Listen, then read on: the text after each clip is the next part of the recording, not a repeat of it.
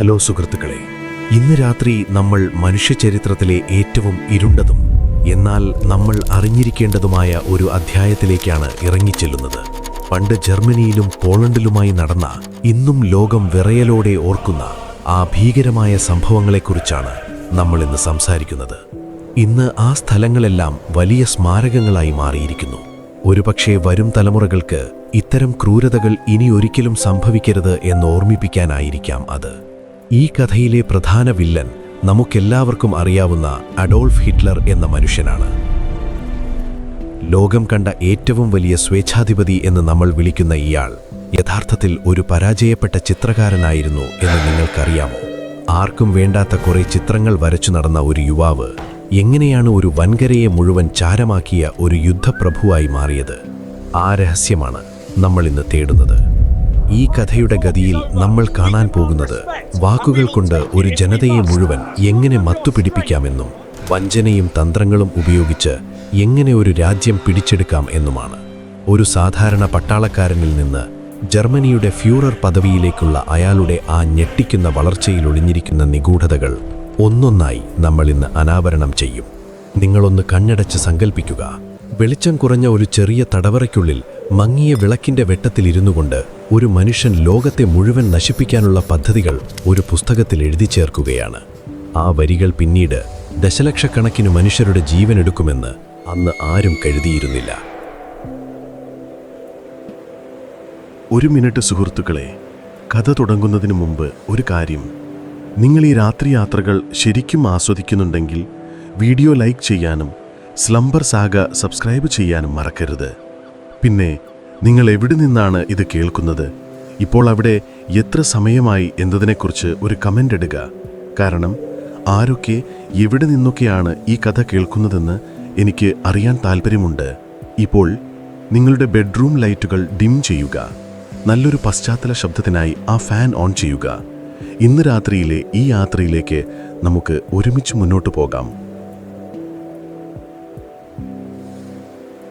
നമുക്ക് 1900കളുടെ തുടക്കത്തിലേക്കൊന്ന് പോകാം. വിയന്ന എന്ന മനോഹരമായ നഗരത്തിൻ്റെ തെരുവുകളിൽ ഒരു യുവാവ് അലഞ്ഞുതിരിയുന്നുണ്ട്. കയ്യിൽ കുറച്ച് പെയിന്റിംഗ് ബ്രഷുകളും വരച്ചുവെച്ച കുറച്ച് ചിത്രങ്ങളുമുണ്ട്. അത് നമ്മുടെ ഹിറ്റ്ലറാണ്. കലാകാരനാകാൻ മോഹിച്ച് വിയന്നയിലെ ആർട്ട് അക്കാഡമിയിൽ അപേക്ഷ കൊടുത്ത ഹിറ്റ്ലറെ അവർ പടിപ്പുറത്ത് നിർത്തി. നിനക്ക് ചിത്രകലയിൽ വലിയ കഴിവില്ല, വേണമെങ്കിൽ ആർക്കിടെക്ചർ നോക്കൂ എന്ന് പറഞ്ഞ് അവരയാളെ മടക്കി അയച്ചു. ഒരുപക്ഷെ അന്ന് ആ അക്കാദമിയിലെ പ്രൊഫസർമാർ അയാളെ അവിടെ പ്രവേശിപ്പിച്ചിരുന്നെങ്കിൽ ലോക ചരിത്രം തന്നെ മാറിയേണേ, അല്ലേ? തോറ്റുപോയ ഒരു ചിത്രകാരൻ പട്ടിണി കിടന്നും പാർക്കിലെ ബെഞ്ചുകളിൽ ഉറങ്ങിയും ആ തെരുവുകളിൽ നടക്കുമ്പോൾ അയാളുടെ ഉള്ളിൽ ലോകത്തോടുള്ള ദേഷ്യം വളരുകയായിരുന്നു. ചില ചരിത്രകാരന്മാർ ഇന്നും തർക്കിക്കാറുണ്ട്, ഹിറ്റ്ലറുടെ ഈ പരാജയമാണോ പിന്നീട് അയാളെ ഇത്ര വലിയ ക്രൂരനാക്കിയത് എന്ന്. അക്കാലത്ത് വിയന്നയിലെ തെരുവുകളിൽ നിലനിന്നിരുന്ന രാഷ്ട്രീയ ചിന്തകളും ജൂതവിരുദ്ധതയുമെല്ലാം ഒരു പഞ്ഞിക്കെട്ടിലെ തീപ്പൊരുപോലെ ഹിറ്റ്ലറുടെ ഉള്ളിലെത്തി. പിന്നീട് 1-ാം ലോക മഹായുദ്ധം പൊട്ടിപ്പുറപ്പെട്ടപ്പോൾ ഇതൊരു അവസരമായി അയാൾ കണ്ടു. പട്ടാളത്തിൽ ചേർന്ന് മുൻനിരയിൽ നിന്ന് സന്ദേശങ്ങൾ എത്തിക്കുന്ന ഒരു റണ്ണറായി അയാൾ പ്രവർത്തിച്ചു. യുദ്ധത്തിൽ 2 തവണ അയാൾക്ക് മെഡലുകൾ ലഭിച്ചു എന്നത് സത്യമാണ്. എന്നാൽ ജർമ്മനി യുദ്ധത്തിൽ തോറ്റപ്പോൾ ഹിറ്റ്ലർ ആകെ തകർന്നുപോയി. പരിക്കേറ്റ ആശുപത്രിയിൽ കിടക്കുമ്പോഴാണ് ജർമ്മനി കീഴടങ്ങിയ വാർത്ത അയാൾ അറിയുന്നത്. ആ തോൽവിക്ക് കാരണം ജർമ്മനിയിലെ രാഷ്ട്രീയക്കാരും ജൂതന്മാരുമാണെന്ന് അയാൾ വിശ്വസിച്ചു. ഇത് ഹിറ്റ്ലറുടെ ഉള്ളിലെ ആ വലിയ വഞ്ചനയുടെ ആദ്യത്തെ വിത്തായിരുന്നു. യുദ്ധം കഴിഞ്ഞ് തിരികെ മ്യൂണിക്കിലെത്തിയ ഹിറ്റ്ലർക്ക് അന്ന് കാര്യമായ പണിയൊന്നുമില്ല. പട്ടാളത്തിനു വേണ്ടി ചാരപ്പണിയെടുക്കുകയായിരുന്നു പണി. അങ്ങനെയാണ് ഒരു ദിവസം ജർമ്മൻ വർക്കേഴ്സ് പാർട്ടി എന്ന ചെറിയൊരു സംഘടനയുടെ മീറ്റിംഗ് ശ്രദ്ധിക്കാൻ അയാൾക്ക് നിർദ്ദേശം ലഭിക്കുന്നത്. വെറും കുറച്ചു പേർ മാത്രമിരിക്കുന്ന പുക നിറഞ്ഞ ഒരു ചെറിയ ബിയർ ഹാളിലായിരുന്നു ആ മീറ്റിംഗ്. എന്നാൽ അവിടെ സംസാരിക്കാൻ കിട്ടിയ അവസരത്തിൽ ഹിറ്റ്ലർ തൻ്റെ പ്രസംഗ പാടവം പുറത്തെടുത്തു. ആളുകളെ ആവേശം കൊള്ളിക്കാൻ തനിക്ക് പ്രത്യേക കഴിവുണ്ടെന്ന് അയാൾ അവിടെ തിരിച്ചറിഞ്ഞു. പതിയെ ആ പാർട്ടിയുടെ നേതൃത്വത്തിലേക്ക് അയാൾ എത്തി. നാസി പാർട്ടി എന്ന് നമ്മൾ ഇന്ന് വിളിക്കുന്ന ആ ഭീകര സംഘടനയുടെ ജനനം അവിടെയായിരുന്നു. അങ്ങനെ ആ കൊച്ചു പാർട്ടിയെ അയാൾ തൻ്റെ തട്ടകമാക്കി മാറ്റി. ഹിറ്റ്ലർ വെറുമൊരു പ്രസംഗകൻ മാത്രമായിരുന്നില്ല, മറിച്ച് ആളുകളുടെ വികാരങ്ങളെ എങ്ങനെ ചൂഷണം ചെയ്യണമെന്നറിയാവുന്ന ഒരു മനഃശാസ്ത്രജ്ഞൻ കൂടിയായിരുന്നു. 1923 അയാൾ ഒരു സാഹസത്തിന് മുതിർന്നു. ബിയർ ഹാൾ പുഷ് എന്ന് ചരിത്രം വിളിക്കുന്ന ഒരു അട്ടിമറി ശ്രമം. തോക്കുമായി ഒരു വലിയ ഹാളിലേക്ക് ഇരച്ചുകയറി ഭരണം പിടിച്ചെടുക്കാൻ നോക്കിയ ഹിറ്റ്ലർക്ക് പക്ഷേ പിഴച്ചു. പോലീസ് അയാളെ പൊക്കി അകത്തിട്ടു. അന്ന് ലാൻഡ്സ്ബർഗ് ജയിലിലെ ഒരു ചെറിയ മുറിയിലിരിക്കുമ്പോൾ ഹിറ്റ്ലർ ഒരു കാര്യം തീരുമാനിച്ചു. ഇനി തോക്കുകൊണ്ട് അധികാരം പിടിക്കാൻ നോക്കില്ല, മറിച്ച് ജനാധിപത്യത്തെ ഉപയോഗിച്ച് തന്നെ ജനാധിപത്യത്തെ കൊല്ലും. ജയിലിൽ കിടന്ന ആ 9 മാസക്കാലം അയാൾ വെറുതെ ഇരുന്നില്ല. ലോകത്തോടുള്ള തൻ്റെ പക മുഴുവൻ അയാൾ ഒരു പുസ്തകത്തിൽ പകർത്തി. മെയിൻ ക്യാമ്പ് അഥവാ എൻ്റെ പോരാട്ടമെന്ന ആ പുസ്തകം യഥാർത്ഥത്തിൽ ഒരു വലിയ പരാതിപ്പെട്ടിയായിരുന്നു എന്ന് നമുക്ക് വേണമെങ്കിൽ പറയാം. താൻ കണ്ട സ്വപ്നങ്ങളും തൻ്റെ വിദ്വേഷവും ജർമ്മനിയെ എങ്ങനെ മാറ്റണമെന്ന അയാളുടെ വക്രബുദ്ധിയുമെല്ലാം ആ വരികളിലുണ്ടായിരുന്നു. ജയിലിൽ നിന്ന് പുറത്തിറങ്ങിയപ്പോൾ അയാൾക്ക് വലിയൊരു ഹീറോ പരിവേഷം കിട്ടി. അക്കാലത്താണ് ജർമ്മനിയിൽ വലിയൊരു സാമ്പത്തിക തകർച്ചയുണ്ടാകുന്നത്. ആളുകൾക്ക് ജോലിയില്ല, തിന്നാൻ ആഹാരമില്ല. ഒരു കഷ്ണം റൊട്ടി വാങ്ങാൻ പണമടങ്ങിയ ഒരു വലിയ സഞ്ചി തന്നെ കൊണ്ടുപോകേണ്ട അവസ്ഥയായിരുന്നു അന്ന്. പണം കൊടുത്ത് കൽക്കരി വാങ്ങുന്നതിനേക്കാൾ ലാഭം കയ്യിലുള്ള നോട്ടുകൾ അടുപ്പിലിട്ട് കത്തിക്കുന്നതാണെന്ന് ആളുകൾ തമാശയായി പറയാറുണ്ടായിരുന്നു. ആ ഒരു നിരാശയാണ് ഹിറ്റ്ലർ മുതലെടുത്തത്. ഹിറ്റ്ലർ ജർമ്മൻ ജനതയോട് പറഞ്ഞു, നിങ്ങൾ അനുഭവിക്കുന്ന ഈ കഷ്ടപ്പാടിന് കാരണം പുറത്തുനിന്നുള്ളവരും ചില പ്രത്യേക വിഭാഗക്കാരുമാണ്. എന്നെ അധികാരത്തിലേറ്റു, ഞാൻ നിങ്ങൾക്ക് ജോലിയും അന്തസ്സും തരാം. ആളുകൾക്കത് കേൾക്കപ്പോൾ ഒരാശ്വാസം തോന്നി. വിശന്നു കഴിയുന്നവനോട് ദേശസ്നേഹത്തെക്കുറിച്ച് സംസാരിക്കാൻ എളുപ്പമാണല്ലോ. അങ്ങനെ നാസി പാർട്ടിക്ക് വോട്ടുകൾ കൂടാൻ തുടങ്ങി. പക്ഷേ അയാൾക്ക് കിട്ടിയ വോട്ടുകൾ കൊണ്ട് മാത്രം ഭരണം പിടിക്കാൻ കഴിയില്ലായിരുന്നു. അവിടെയാണ് അയാൾ തൻ്റെ വഞ്ചനയുടെ അടുത്ത ഘട്ടം പുറത്തെടുത്തത്. അക്കാലത്തെ ജർമ്മൻ പ്രസിഡന്റായിരുന്ന ഹിൻഡൻബർഗിനെ കൊണ്ട് തന്നെ ചാൻസലറായി നിയമിക്കാനുള്ള തന്ത്രങ്ങൾ ഹിറ്റ്ലർ മെനഞ്ഞു. ഹിറ്റ്ലറെ നമ്മൾ നിയന്ത്രിച്ചുകൊള്ളാം എന്ന് കരുതിയ മറ്റു രാഷ്ട്രീയക്കാർക്ക് പറ്റിയ തെറ്റ് പിന്നീട് ലോകത്തെ മുഴുവൻ കണ്ണീരിലാഴ്ത്തി. 1933 ജനുവരിയിൽ ഹിറ്റ്ലർ ചാൻസലറായി. അധികാരം കിട്ടിയ ഉടനെ അയാൾ ചെയ്തത് തൻ്റെ എതിരാളികളെ ഒന്നൊന്നായി ഇല്ലാതാക്കുക എന്നതായിരുന്നു. ആ സമയത്താണ് റൈക്സ്ടാഗ് ഫയർ അഥവാ ജർമ്മൻ പാർലമെന്റ് കെട്ടിടം കത്തിയ സംഭവം ഉണ്ടാകുന്നത്. ഇന്നും പല ചരിത്രകാരന്മാരും സംശയിക്കുന്നത് ഈ തീപിടുത്തം നാസികൾ തന്നെ ആസൂത്രണം ചെയ്തതാണെന്നാണ്. പക്ഷേ ഹിറ്റ്ലർ ഇത് കമ്മ്യൂണിസ്റ്റുകാരുടെ തലയിൽ കെട്ടിവെച്ചു. നോക്കൂ, രാജ്യത്തിന് അപകടമാണ്, എനിക്ക് കൂടുതൽ അധികാരം തരൂ എന്ന് പറഞ്ഞ് അയാൾ ഭരണഘടനയിൽ തന്നെ മാറ്റങ്ങൾ വരുത്തി. ജനങ്ങളുടെ എല്ലാ സ്വാതന്ത്ര്യവും അയാൾ കവർന്നെടുത്തു. പത്രങ്ങൾ സെൻസർ ചെയ്തു. റേഡിയോകളിൽ അയാളുടെ പ്രസംഗം മാത്രം മുഴങ്ങി. ആരും ചോദ്യം ചെയ്യാത്ത ഒരു ഏക ഛത്രാധിപതിയായി അയാൾ മാറി.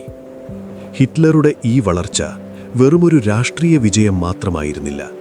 അയാൾ ജർമ്മനിയെ ഒരു പട്ടാള ക്യാമ്പ് പോലെ മാറ്റിമറിച്ചു. റോഡുകളിലും തെരുവുകളിലും നാസി ചിഹ്നമായ സ്വസ്തിക പതിച്ച കൊടികൾ ഉയർന്നു. വിദ്യാലയങ്ങളിൽ കുട്ടികളെ പഠിപ്പിച്ചത് മറ്റുള്ളവരെ വെറുക്കാനായിരുന്നു. താൻ പറയുന്നതാണ് നിയമം എന്നയാൾ പ്രഖ്യാപിച്ചു. ലോകം കണ്ട ഏറ്റവും വലിയ ചതിക്കുഴികൾ അവിടെ രൂപപ്പെടുകയായിരുന്നു. ജർമ്മനിയുടെ ആധുനികമായ ആയുധങ്ങളും പട്ടാളവും അണിനിരക്കുമ്പോൾ ലോകം വിചാരിച്ചത് ഹിറ്റ്ലർ ജർമ്മനിയെ വീണ്ടും പഴയ പ്രതാപത്തിലേക്ക് എത്തിക്കും എന്നാണ്.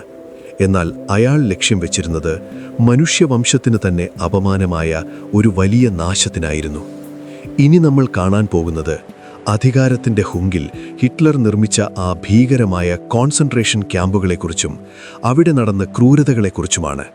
രാത്രിയുടെ ഈ നിശബ്ദതയിൽ നമ്മൾ ഓർക്കേണ്ടത് അധികാരം തെറ്റായ കൈകളിലെത്തുമ്പോൾ സംഭവിക്കുന്ന വിപത്തുകളെക്കുറിച്ചാണ്.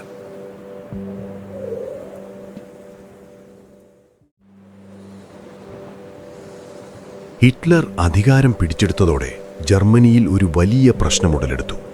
അയാളുടെ വിദ്വേഷ പ്രസംഗങ്ങൾ കേട്ട ആവേശം കയറിയ അനുയായികൾ തെരുവുകളിൽ അഴിഞ്ഞാടാൻ തുടങ്ങി.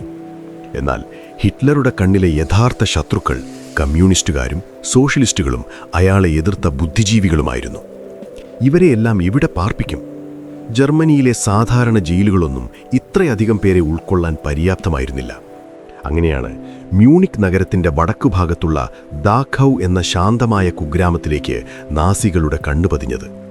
1933 മാർച്ചിലെ ഒരു തണുത്ത പ്രഭാതത്തിൽ അവിടെ ഉപേക്ഷിക്കപ്പെട്ട ഒരു പഴയ വെടിക്കോപ്പ് നിർമ്മാണശാലയ്ക്ക് ചുറ്റും മുള്ളുവേലികൾ ഉയരാൻ തുടങ്ങി. ലോക ചരിത്രത്തിലെ ഏറ്റവും ഭീകരമായ ഒരു വ്യവസ്ഥിതിയുടെ ആദ്യത്തെ കല്ല് അവിടെയാണ് പാകിയത്. നാസികൾ ഈ സ്ഥലത്തെ വിളിച്ചിരുന്നത് റീ എഡ്യൂക്കേഷൻ ക്യാമ്പ് എന്നാണ്. അതായത് തെറ്റായ രാഷ്ട്രീയ ചിന്താഗതിയുള്ളവരെ തിരുത്തി നേർവഴിക്ക് കൊണ്ടുവരുന്ന ഒരിടം. കേൾക്കുമ്പോൾ എത്ര നല്ല കാര്യമല്ലേ? പക്ഷേ അവിടെ അവർ പഠിപ്പിച്ചത് ചരിത്രമോ ഭൂമിശാസ്ത്രമോ ആയിരുന്നില്ല. മറിച്ച് ഒരു ഭരണകൂടത്തിന് മനുഷ്യന്റെ ആത്മാവിനെ എങ്ങനെ തകർക്കാമെന്ന ക്രൂരമായ പാഠങ്ങളായിരുന്നു. ആദ്യത്തെ 200ഓളം തടവുകാരെ ട്രക്കുകളിൽ കയറ്റി ദാഖൌവിലേക്ക് കൊണ്ടുവരുമ്പോൾ നാട്ടുകാർ കരുതിയത് ഇതൊക്കെ വെറുമൊരു താൽക്കാലിക ക്രമീകരണം മാത്രമാണെന്നാണ്. ആ പഴയ ഫാക്ടറിയുടെ തുരുമ്പിച്ച ഗന്ധവും ചുറ്റുമുള്ള ചതുപ്പുനിലങ്ങളും ആ പ്രദേശത്തിനൊരു വല്ലാത്ത ഭീകരത നൽകിയിരുന്നു. തടവുകാർ ക്യാമ്പിന്റെ കവാടത്തിലേക്ക് കടക്കുമ്പോൾ അവർ ആദ്യം കണ്ടത് വലിയ അക്ഷരങ്ങളിൽ എഴുതി വച്ചിരിക്കുന്ന ആ വാചകമാണ്: ആർബൈറ്റ് മാക്ട് ഫ്രൈ, അതായത് ജോലി നിങ്ങളെ സ്വതന്ത്രരാക്കും. ഇതിലും വലിയൊരു പരിഹാസം വേറെയുണ്ടോ? അടിമപ്പണിയെടുത്ത് മരിക്കുന്നവരോടാണ് അവർ ഈ കള്ളം പറഞ്ഞിരുന്നത്. ആദ്യമൊക്കെ അവിടെ കൊണ്ടുവന്നിരുന്നത് രാഷ്ട്രീയ എതിരാളികളെ മാത്രമായിരുന്നു. അവർക്ക് തങ്ങളുടെ കുടുംബത്തിന് കത്തുകൾ എഴുതാനും പത്രങ്ങൾ വായിക്കാനും കുറഞ്ഞ അളവിൽ അനുവാദമുണ്ടായിരുന്നു. എന്നാൽ ദിവസങ്ങൾ കഴിയുന്തോറും ആ പഴയ ഫാക്ടറിയിലെ നിയമങ്ങൾ കൂടുതൽ കടുപ്പമായി വന്നു. ചില ചരിത്രകാരന്മാർ ഇന്നും വാദിക്കാറുണ്ട്, ഹിറ്റ്ലർ ഈ ക്രൂരതകളെല്ലാം തുടക്കം മുതലേ പ്ലാൻ ചെയ്തിരുന്നതാണോ അതോ പടിപടിയായി ഓരോ സാഹചര്യത്തിനനുസരിച്ച് രൂപപ്പെട്ടതാണോ എന്ന്. എങ്കിലും ആ മുള്ളുവേലികൾക്കുള്ളിൽ ഭയമെന്ന വികാരം ഒരു പുകപടലം പോലെ പടർന്നു തുടങ്ങിയിരുന്നു. ക്യാമ്പിനുള്ളിലെ അന്തരീക്ഷം നമ്മൾ ചിന്തിക്കുന്നതിനും അപ്പുറമായിരുന്നു. ഓരോ തടവുകാരനും ഓരോ കളർ കോഡുകൾ നൽകിയിരുന്നു. രാഷ്ട്രീയ തടവുകാർക്ക് ചുവന്ന ത്രികോണം, ക്രിമിനലുകൾക്ക് പച്ച. അങ്ങനെ നീളുന്നു ആ പട്ടിക. പിന്നീട് വരാനിരിക്കുന്ന വലിയ വിപത്തിന്റെ സൂചനകൾ അന്ന് അവിടെ പ്രകടമായിരുന്നു. ദാഹൌവിലേക്കെത്തുന്ന ഒരാൾക്ക് ആദ്യം നഷ്ടപ്പെടുന്നത് അയാളുടെ പേരും വ്യക്തിത്വവുമാണ്. അവിടെ അവർ വെറുമൊരു നമ്പർ മാത്രമായി മാറുന്നു. ആ നമ്പർ അവരുടെ വസ്ത്രത്തിൽ തുന്നിപ്പിടിപ്പിച്ചിട്ടുണ്ടാകും. പട്ടാളക്കാർ അവരെ വിളിക്കുന്നത് ആ നമ്പറുകൾ ഉപയോഗിച്ചാണ്. രാത്രിയുടെ നിശബ്ദതയിൽ ദൂരെയുള്ള പട്ടിക്കുരപ്പുകളും സെന്റിനലുകളുടെ ബൂട്ടിന്റെ ശബ്ദവും കേൾക്കുമ്പോൾ തങ്ങൾ തിരിച്ചുവരാത്ത ഒരു ലോകത്തേക്കാണ് വന്നെത്തിയിരിക്കുന്നത് എന്ന് ആ മനുഷ്യർ പതിയെ മനസ്സിലാക്കി തുടങ്ങി. ഒരിക്കൽ വെടിക്കോപ്പുകൾ നിർമ്മിച്ചിരുന്ന ആ ഫാക്ടറി ഇപ്പോൾ മനുഷ്യരുടെ സ്വപ്നങ്ങളെ തകർക്കുന്ന ഒരു യന്ത്രമായി മാറിയിരിക്കുകയാണ്. ഹിറ്റ്ലർ അന്ന് ബെർലിനിലെ തന്റെ കൊട്ടാരത്തിലിരുന്ന് ഇതെല്ലാം ഒരു പരീക്ഷണം പോലെ നിരീക്ഷിക്കുകയായിരുന്നു. ദാഹൌ ക്യാമ്പിനെ ഒരു കൊടും ക്രൂരതയുടെ പാഠശാലയാക്കി മാറ്റിയത് തിയോഡർ ഐക്കെ എന്ന മനുഷ്യനാണ്. ഇയാൾ ഒരു സാധാരണ പട്ടാളക്കാരനായിരുന്നില്ല, മറിച്ച് മനുഷ്യത്വമില്ലാത്ത ഒരു യന്ത്രമായിരുന്നു എന്ന് തന്നെ പറയാം. ഹിറ്റ്ലറുടെ വിശ്വസ്തനായ ഹെൻറിച്ച് ഹിംലറാണ് ഐക്കെയെ ഈ ക്യാമ്പിന്റെ ചുമതല ഏൽപ്പിച്ചത്. ഐക്കെ അവിടെ വന്നയുടനെ ദാഹൌ റെഗുലേഷൻസ് എന്ന പേരിൽ ഒരു പുസ്തകം തന്നെ ഇറക്കി. അതിലെഴുതി വച്ചിരുന്ന നിയമങ്ങൾ വായിച്ചാൽ ആരുടെയും രക്തം തണുത്തുറഞ്ഞു പോകും. തടവുകാരോട് സഹതാപം കാണിക്കുന്ന ഗാർഡുകൾക്ക് ഇവിടെ സ്ഥാനമില്ല എന്നതായിരുന്നു ഐക്കെയുടെ പ്രധാന നിയമം. നാസികളുടെ ക്രൂരമായ സൈനിക വിഭാഗമായ SS അംഗങ്ങൾക്ക് ദാഹൌ ഒരു പരിശീലന കേന്ദ്രം കൂടിയായി മാറി. ഒരു മനുഷ്യനെ മൃഗത്തെപ്പോലെ എങ്ങനെ കൈകാര്യം ചെയ്യണമെന്ന് ഈ പുതിയ ഗാർഡുകൾ പഠിച്ചത് ഇവിടെ വെച്ചാണ്. അടി കൊടുക്കുമ്പോഴോ ശിക്ഷിക്കുമ്പോഴോ ഒരു തരി പോലും ദയ കാട്ടരുത് എന്ന് പറഞ്ഞ് അവരെക്കൊണ്ട് നിർബന്ധപൂർവം ചെയ്യിപ്പിച്ചു. ഈ ദാഹൌ മോഡലാണ് പിന്നീട് ജർമ്മനിയിലുടനീളം പണിത നൂറുകണക്കിന് ക്യാമ്പുകൾക്ക് ബ്ലൂ പ്രിന്റായി മാറിയത്. തടവുകാരുടെ ജീവിതം അവിടെ ഓരോ നിമിഷവും ഒരു പോരാട്ടമായിരുന്നു. പുലർച്ചെ 5 മണിക്ക് തന്നെ സൈറൺ മുഴങ്ങും. എത്ര തണുപ്പായാലും മഞ്ഞായാലും എല്ലാവരും പുറത്തിറങ്ങി അണിനിരക്കണം. ഇതിനെയാണ് റോൾ കോൾ എന്ന് വിളിക്കുന്നത്. പ്രായമായവരും രോഗികളുമായവർ നിലത്തു വീഴുമ്പോൾ അവരെ സഹായിക്കാൻ ആർക്കും അനുവാദമില്ല. ആരെങ്കിലും വീണാൽ ഗാർഡുകൾ അവരുടെ ബൂട്ടുകൊണ്ട് അവരെ ചവിട്ടി എഴുന്നേൽപ്പിക്കാൻ ശ്രമിക്കും. ഈ നിരനിൽക്കൽ ചിലപ്പോൾ മണിക്കൂറുകളോളം നീളും. ആരെങ്കിലും ഒന്ന് അനങ്ങിയാലോ ചുമച്ചാലോ അപ്പോൾ തന്നെ കഠിനമായ ശിക്ഷ ലഭിക്കും. അവിടുത്തെ മറ്റൊരു വിചിത്രമായ രീതിയായിരുന്നു പണിഷ്മെന്റ് ട്രീ. തടവുകാരുടെ കൈകൾ പുറകിലേക്ക് കെട്ടി മരത്തിൽ തൂക്കിയിടുന്ന ഒരു ക്രൂരമായ രീതിയായിരുന്നു അത്. ഇങ്ങനെ മണിക്കൂറുകളോളം തൂങ്ങിക്കിടക്കുമ്പോൾ അവരുടെ തോളിലെ എല്ലുകൾ തെറിച്ചുപോകും. എന്നിട്ടും അവിടെയുള്ള പട്ടാളക്കാർക്ക് അത് വെറുമൊരു വിനോദം മാത്രമായിരുന്നു. ദാഹോവിലെ ഈ ക്രൂരതകൾ പുറം ലോകമറിയാതിരിക്കാൻ നാസികൾ വലിയ ജാഗ്രത പുലർത്തിയിരുന്നു. വല്ലപ്പോഴും അന്താരാഷ്ട്ര റെഡ് ക്രോസ് അംഗങ്ങൾ പരിശോധനയ്ക്ക് വരുമ്പോൾ ക്യാമ്പ് ആകെ വൃത്തിയാക്കി വെക്കും. തടവുകാർക്ക് നല്ല വസ്ത്രം നൽകും. അവർ സന്തോഷവാന്മാരാണെന്ന് അഭിനയിപ്പിക്കും. ആ സന്ദർശകർ മടങ്ങിയാൽ കഥ വീണ്ടും പഴയതുപോലെയാകും. ഇത്രയധികം കഷ്ടപ്പാടുകൾക്കിടയിലും ചിലർ അവിടെ തമാശകൾ കണ്ടെത്താൻ ശ്രമിച്ചിരുന്നു. നാസികൾക്ക് മനസ്സിലാകാത്ത ഭാഷകളിൽ അവർ പരസ്പരം കളിയാക്കുകയും കൊച്ചു തമാശകൾ പറയുകയും ചെയ്യും. അതവരുടെ അതിജീവനത്തിന്റെ ഭാഗമായിരുന്നു. പക്ഷേ ആ ചുവരുകൾക്കുള്ളിൽ തടയപ്പെട്ടവർക്ക് ഒരു കാര്യം ഉറപ്പായിരുന്നു: ഹിറ്റ്ലറുടെ ഭരണം അവസാനിക്കാതെ തങ്ങൾക്കിനി ഒരു സാധാരണ ജീവിതം സാധ്യമല്ല എന്ന്. ദാഹോ എന്ന പേര് കേൾക്കുമ്പോൾ തന്നെ ജർമ്മനിയിലെ സാധാരണക്കാർ വിറയ്ക്കാൻ തുടങ്ങിയ കാലമായിരുന്നു അത്. ഒരു ചെറിയ പിശക് പറ്റിയാൽ, അല്ലെങ്കിൽ സർക്കാരിനെതിരെ ഒരു വാക്കു പറഞ്ഞാൽ, അടുത്ത നിമിഷം നിങ്ങളെ തേടി ഒരു കറുത്ത വണ്ടിയെത്തും. പിന്നെ നിങ്ങൾ ചെന്നെത്തുന്നത് ഈ മുള്ളുവേലികൾക്കുള്ളിലായിരിക്കും. ഭയത്തെ എങ്ങനെ ഒരു ഭരണകൂടത്തിന്റെ ആയുധമാക്കാമെന്നതിന്റെ ജീവിക്കുന്ന തെളിവായിരുന്നു ആ ആദ്യത്തെ കോൺസെൻട്രേഷൻ ക്യാമ്പ്.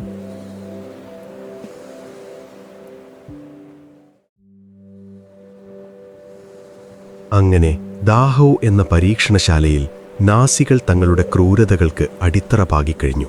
എന്നാൽ ഹിറ്റ്ലർക്കതൊന്നും പോരായിരുന്നു. വെറുമൊരു രാഷ്ട്രീയക്കാരനല്ല, മറിച്ച് ജർമ്മനിയുടെ രക്തം തന്നെ ശുദ്ധീകരിക്കാൻ വന്ന ഒരാളായിട്ടാണ് അയാൾ സ്വയം കണ്ടിരുന്നത്. ഇനി 1935 നമുക്കൊന്നു പോകാം. ന്യൂറംബർഗ് എന്ന നഗരത്തിൽ നാസി പാർട്ടിയുടെ വലിയൊരു സമ്മേളനം നടക്കുകയാണ്. അവിടെ വെച്ചാണ് ലോകത്തെ ഞെട്ടിച്ച ന്യൂറംബർഗ് നിയമങ്ങൾ പ്രഖ്യാപിക്കപ്പെടുന്നത്. ജൂതന്മാരെ ജർമ്മൻ പൗരന്മാരായി ഇനി കാണാൻ കഴിയില്ല എന്നതായിരുന്നു ഇതിലെ പ്രധാന കാര്യം. ഒരു സുപ്രഭാതത്തിൽ എഴുന്നേൽക്കുമ്പോൾ സ്വന്തം നാട്ടിൽ നിങ്ങളൊരു വിദേശിയായി മാറുന്ന അവസ്ഥ ഒന്ന് ആലോചിച്ചു നോക്കൂ. ജൂതന്മാർക്ക് വോട്ട് ചെയ്യാൻ കഴിയില്ല, സർക്കാർ ജോലികൾ ചെയ്യാൻ കഴിയില്ല. എന്തിനധികം പറയുന്നു, ഒരു ജർമ്മൻകാരനെ വിവാഹം കഴിക്കാനോ പ്രണയിക്കാനോ പോലും അവർക്ക് അനുവാദമില്ലായിരുന്നു. ഇത് കേവലം വിദ്വേഷം മാത്രമായിരുന്നില്ല, മറിച്ച് ഒരു ജനതയെ നിയമപരമായി തന്നെ വേർപെടുത്താനുള്ള നീക്കമായിരുന്നു. ഈ നിയമങ്ങൾ നടപ്പിലാക്കാൻ നാസികൾ ഉപയോഗിച്ച രീതികൾ കണ്ടാൽ നമുക്ക് അത്ഭുതം തോന്നും. ആരുടെയൊക്കെ രക്തമാണ് ശുദ്ധം എന്ന് കണ്ടെത്താൻ അവർ വലിയ ചാർട്ടുകൾ തയ്യാറാക്കി. നിങ്ങളുടെ മുത്തച്ഛനോ മുത്തശ്ശിയോ ജൂതനാണോ എങ്കിൽ നിങ്ങളും ജൂതനാണ്. നിങ്ങൾ ഏത് മതത്തിൽ വിശ്വസിക്കുന്നു എന്നതല്ല, നിങ്ങളുടെ വംശം ഏതാണ് എന്നതായിരുന്നു അവരുടെ പ്രശ്നം. ഈ നിയമങ്ങൾ വന്നതോടെ ജൂതന്മാരുടെ ജീവിതം നരകതുല്യമായി. പാർക്കുകളിലെ ബെഞ്ചുകളിൽ ജൂതന്മാർക്കിരിക്കാൻ അനുവാദമില്ല എന്ന ബോർഡുകൾ പ്രത്യക്ഷപ്പെട്ടു. സ്കൂളുകളിൽ ജൂതരായ കുട്ടികളെ മറ്റു കുട്ടികളിൽ നിന്ന് മാറ്റിയിരുത്തി. ചില ചരിത്രകാരന്മാർ ഇന്നും അത്ഭുതപ്പെടാറുണ്ട്. എങ്ങനെയാണ് ഒരു പരിഷ്കൃത സമൂഹം ഇത്തരം വിഡ്ഢിത്തങ്ങൾ കണ്ണടച്ച് വിശ്വസിച്ചത് എന്ന്.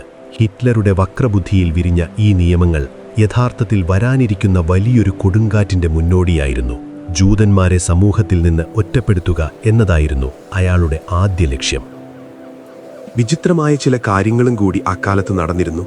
ജൂതന്മാർക്ക് വളർത്തുമൃഗങ്ങളെ വെക്കാൻ പാടില്ല എന്നൊരു നിയമം പോലും അവർ കൊണ്ടുവന്നു. നിങ്ങളുടെ കയ്യിലുള്ള ഒരു കൊച്ചു പൂച്ചക്കുട്ടിയോ പ്രാവോ ജൂതന്റേതാണെങ്കിൽ അതിനും ജർമ്മനിയിൽ സ്ഥാനമില്ലായിരുന്നു. ജൂതന്മാരുടെ ബിസിനസ്സുകൾ ഓരോന്നായി നാസികൾ പിടിച്ചെടുത്തു. ജൂതന്മാരുടെ കടകളിൽ നിന്ന് സാധനങ്ങൾ വാങ്ങരുത് എന്ന ആഹ്വാനം ചെയ്തുകൊണ്ട് നാസി പട്ടാളക്കാർ കടകൾക്ക് മുന്നിൽ കാവൽ നിന്നു. ഇതോടെ പല കുടുംബങ്ങളും പട്ടിണിയിലായി. ജർമ്മനി വിട്ടുപോകാൻ അവർ ആഗ്രഹിച്ചെങ്കിലും പല രാജ്യങ്ങളും അവർക്ക് വിസ നൽകാൻ തയ്യാറായില്ല. കെണിയിലകപ്പെട്ട എലികളെപ്പോലെ അവർ സ്വന്തം നാട്ടിൽ ഭയന്നു വിറച്ചു കഴിയുകയായിരുന്നു. ഈ നിയമങ്ങൾ വെറുമൊരു തുടക്കം മാത്രമായിരുന്നു. അധികം വൈകാതെ തന്നെ തിരുവുകളിൽ രക്തമൊഴുകാൻ തുടങ്ങും എന്ന് ആരും കരുതിയിരുന്നില്ല. 1938 നവംബർ 7 പാരീസിൽ ഒരു സംഭവം നടക്കുന്നു. ഹെർഷൽ ഗ്രിൻസ്പാൻ എന്ന 17-കാരനായ ഒരു ജൂത യുവാവ് ജർമ്മനിയിൽ തന്റെ കുടുംബത്തോടുള്ള ക്രൂരതയിൽ മനം നൊന്ത് ഒരു ജർമ്മൻ ഉദ്യോഗസ്ഥനെ വെടിവെച്ചു കൊന്നു. ഇതിനാണ് ഹിറ്റ്ലറും സംഘവും കാത്തിരുന്നത്. നവംബർ 9 രാത്രിയിൽ ജർമ്മനിയിലുടനീളം ഒരു ഭീകരമായ നരനായാട്ട് അരങ്ങേറി. ഹിറ്റ്ലറുടെ വലം കൈയായ ജോസഫ് ഗീബൽസ് ആണ് ഇതിന് ആഹ്വാനം നൽകിയത്. പോലീസ് ഇടപെടരുത്, ജനങ്ങൾ അവരുടെ രോഷം പ്രകടിപ്പിക്കട്ടെ എന്നായിരുന്നു സന്ദേശം. ആ രാത്രിയെ ചരിത്രം ക്രിസ്റ്റൽ നാക്ട് എന്ന് വിളിക്കുന്നു, അതായത് തകർന്ന ഗ്ലാസുകളുടെ രാത്രി. ജൂതന്മാരുടെ ആയിരക്കണക്കിന് കടകളും വീടുകളും ആരാധനാലയങ്ങളും അന്ന് തകർക്കപ്പെട്ടു. ജനാലച്ചില്ലുകൾ തകർന്ന് തെരുവുകളിൽ ചിതറിക്കിടക്കുന്നത് ചന്ദ്രപ്രകാശത്തിൽ തിളങ്ങുന്നത് കണ്ടാണ് ഈ പേര് വന്നത്. പക്ഷേ ആ തിളക്കം കണ്ണീരിൻ്റേതായിരുന്നു. ആ രാത്രിയിൽ ഏകദേശം 100ഓളം ജൂതന്മാർ കൊല്ലപ്പെട്ടു. 100 കണക്കിന് സിനഗോഗുകൾ അഗ്നിക്കിരയായി. ജൂതന്മാരുടെ ആരാധനാലയങ്ങളാണ് സിനഗോഗുകൾ. പിറ്റേന്ന് രാവിലെ ജർമ്മനി ഉണർന്നത് പുകയുന്ന അവശിഷ്ടങ്ങളിലേക്കായിരുന്നു. എന്നാൽ ക്രൂരത അവിടെയും അവസാനിച്ചില്ല. നാസികൾ ഒരു വിചിത്രമായ ഉത്തരവിട്ടു. ഈ നാശനഷ്ടങ്ങൾക്കൊക്കെ കാരണം ജൂതന്മാരാണ്. അതുകൊണ്ട് 1 ബില്യൺ മാർക്ക് അവർ പിഴയായി അടയ്ക്കണം. തങ്ങളുടെ കടകൾ തകർക്കപ്പെട്ടതിന് ജൂതന്മാർ തന്നെ സർക്കാരിന് പണം നൽകേണ്ടി വരുന്ന അവസ്ഥ. ഇൻഷുറൻസ് കമ്പനികൾ നൽകേണ്ടിയിരുന്ന തുകയും നാസികൾ തട്ടിയെടുത്തു. ഈ രാത്രിക്ക് ശേഷം കഥ പൂർണ്ണമായും മാറി. അതുവരെ ജൂതന്മാരെ ഉപദ്രവിക്കുക മാത്രമായിരുന്നെങ്കിൽ ഇനി മുതൽ അവരെ കൂട്ടമായി ജയിലിലടയ്ക്കാൻ നാസികൾ തീരുമാനിച്ചു. ഏകദേശം 30,000-ഓളം ജൂതന്മാരെയാണ് ആ ഒരൊറ്റ രാത്രിക്ക് ശേഷം ദാഹൌവിലേക്കും മറ്റു ക്യാമ്പുകളിലേക്കും കൊണ്ടുപോയത്. അതുവരെ ദാഹൌ പോലുള്ള ക്യാമ്പുകളിൽ രാഷ്ട്രീയ എതിരാളികളായിരുന്നു കൂടുതലെങ്കിൽ ക്രിസ്റ്റൽനാക്റ്റിന് ശേഷം അവിടെ ജൂതന്മാരെ കൊണ്ട് നിറഞ്ഞു. ജർമ്മനിയിലെ തെരുവുകളിൽ ഇനി തങ്ങൾക്ക് സുരക്ഷിതമായി നടക്കാൻ കഴിയില്ലെന്ന് അവർക്ക് ബോധ്യമായി. ഓരോ ജൂതനും തൻ്റെ വസ്ത്രത്തിൽ മഞ്ഞ നിറത്തിലുള്ള ഒരു നക്ഷത്രം തുന്നിപ്പിടിപ്പിക്കണമെന്ന് നിർബന്ധമാക്കി. അവരാരാണെന്ന് ദൂരത്തുനിന്ന് തന്നെ തിരിച്ചറിയാനായിരുന്നു ഇത്. മനുഷ്യരെ കന്നുകാലികളെപ്പോലെ വേർതിരിക്കുകയായിരുന്നു ഹിറ്റ്ലർ. ചില ചരിത്രകാരന്മാർക്കിടയിൽ ഒരു വലിയ തർക്കമുണ്ട്. ഹിറ്റ്ലർക്ക് ജൂതന്മാരെ കൊന്നു തള്ളണമെന്ന അന്നേ പ്ലാൻ ഉണ്ടായിരുന്നോ, അതോ അവർ ജർമ്മനി വിട്ടുപോയാൽ മതിയെന്നായിരുന്നോ എന്ന്. ഏതായാലും ആ രാത്രി ജർമ്മൻ ജൂതന്മാരുടെ പ്രതീക്ഷകളെല്ലാം തകർത്ത് കളഞ്ഞു. ആരും സഹായിക്കാനില്ലാത്ത അവസ്ഥയിൽ തങ്ങളൊരു വലിയ ഗർത്തത്തിലേക്ക് വീഴുകയാണെന്ന് അവർ തിരിച്ചറിഞ്ഞു. വരാനിരിക്കുന്ന വലിയ കൂട്ടക്കൊലകളുടെ ഒരു റിഹേഴ്സൽ മാത്രമായിരുന്നു ആ തകർന്ന ചില്ലുകളുടെ രാത്രി. ജർമ്മനിയുടെ ആകാശം പുകകൊണ്ട് കറുത്തിരുണ്ട ആ ദിനങ്ങൾ ലോകചരിത്രത്തിലെ കറുത്ത പാടായി ഇന്നും അവശേഷിക്കുന്നു.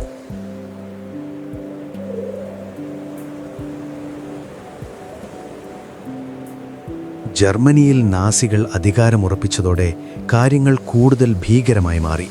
എന്നാൽ അവർക്ക് മുൻപിൽ ഒരു വലിയ ചോദ്യമുണ്ടായിരുന്നു. തങ്ങൾ പിടികൂടി വച്ചിരിക്കുന്ന ഈ ലക്ഷക്കണക്കിന് മനുഷ്യരെ എന്തു ചെയ്യണം?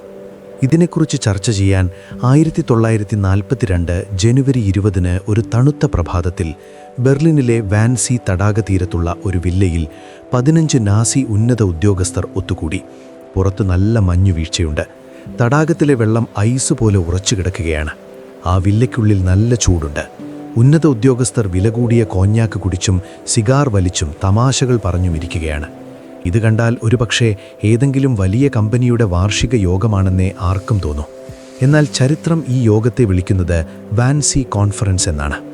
ലോക മനസാക്ഷിയെ നടുക്കിയ ഏറ്റവും ക്രൂരമായ ആസൂത്രണം നടന്നത് ആ 90 മിനിറ്റ് നീണ്ട ചർച്ചയിലായിരുന്നു.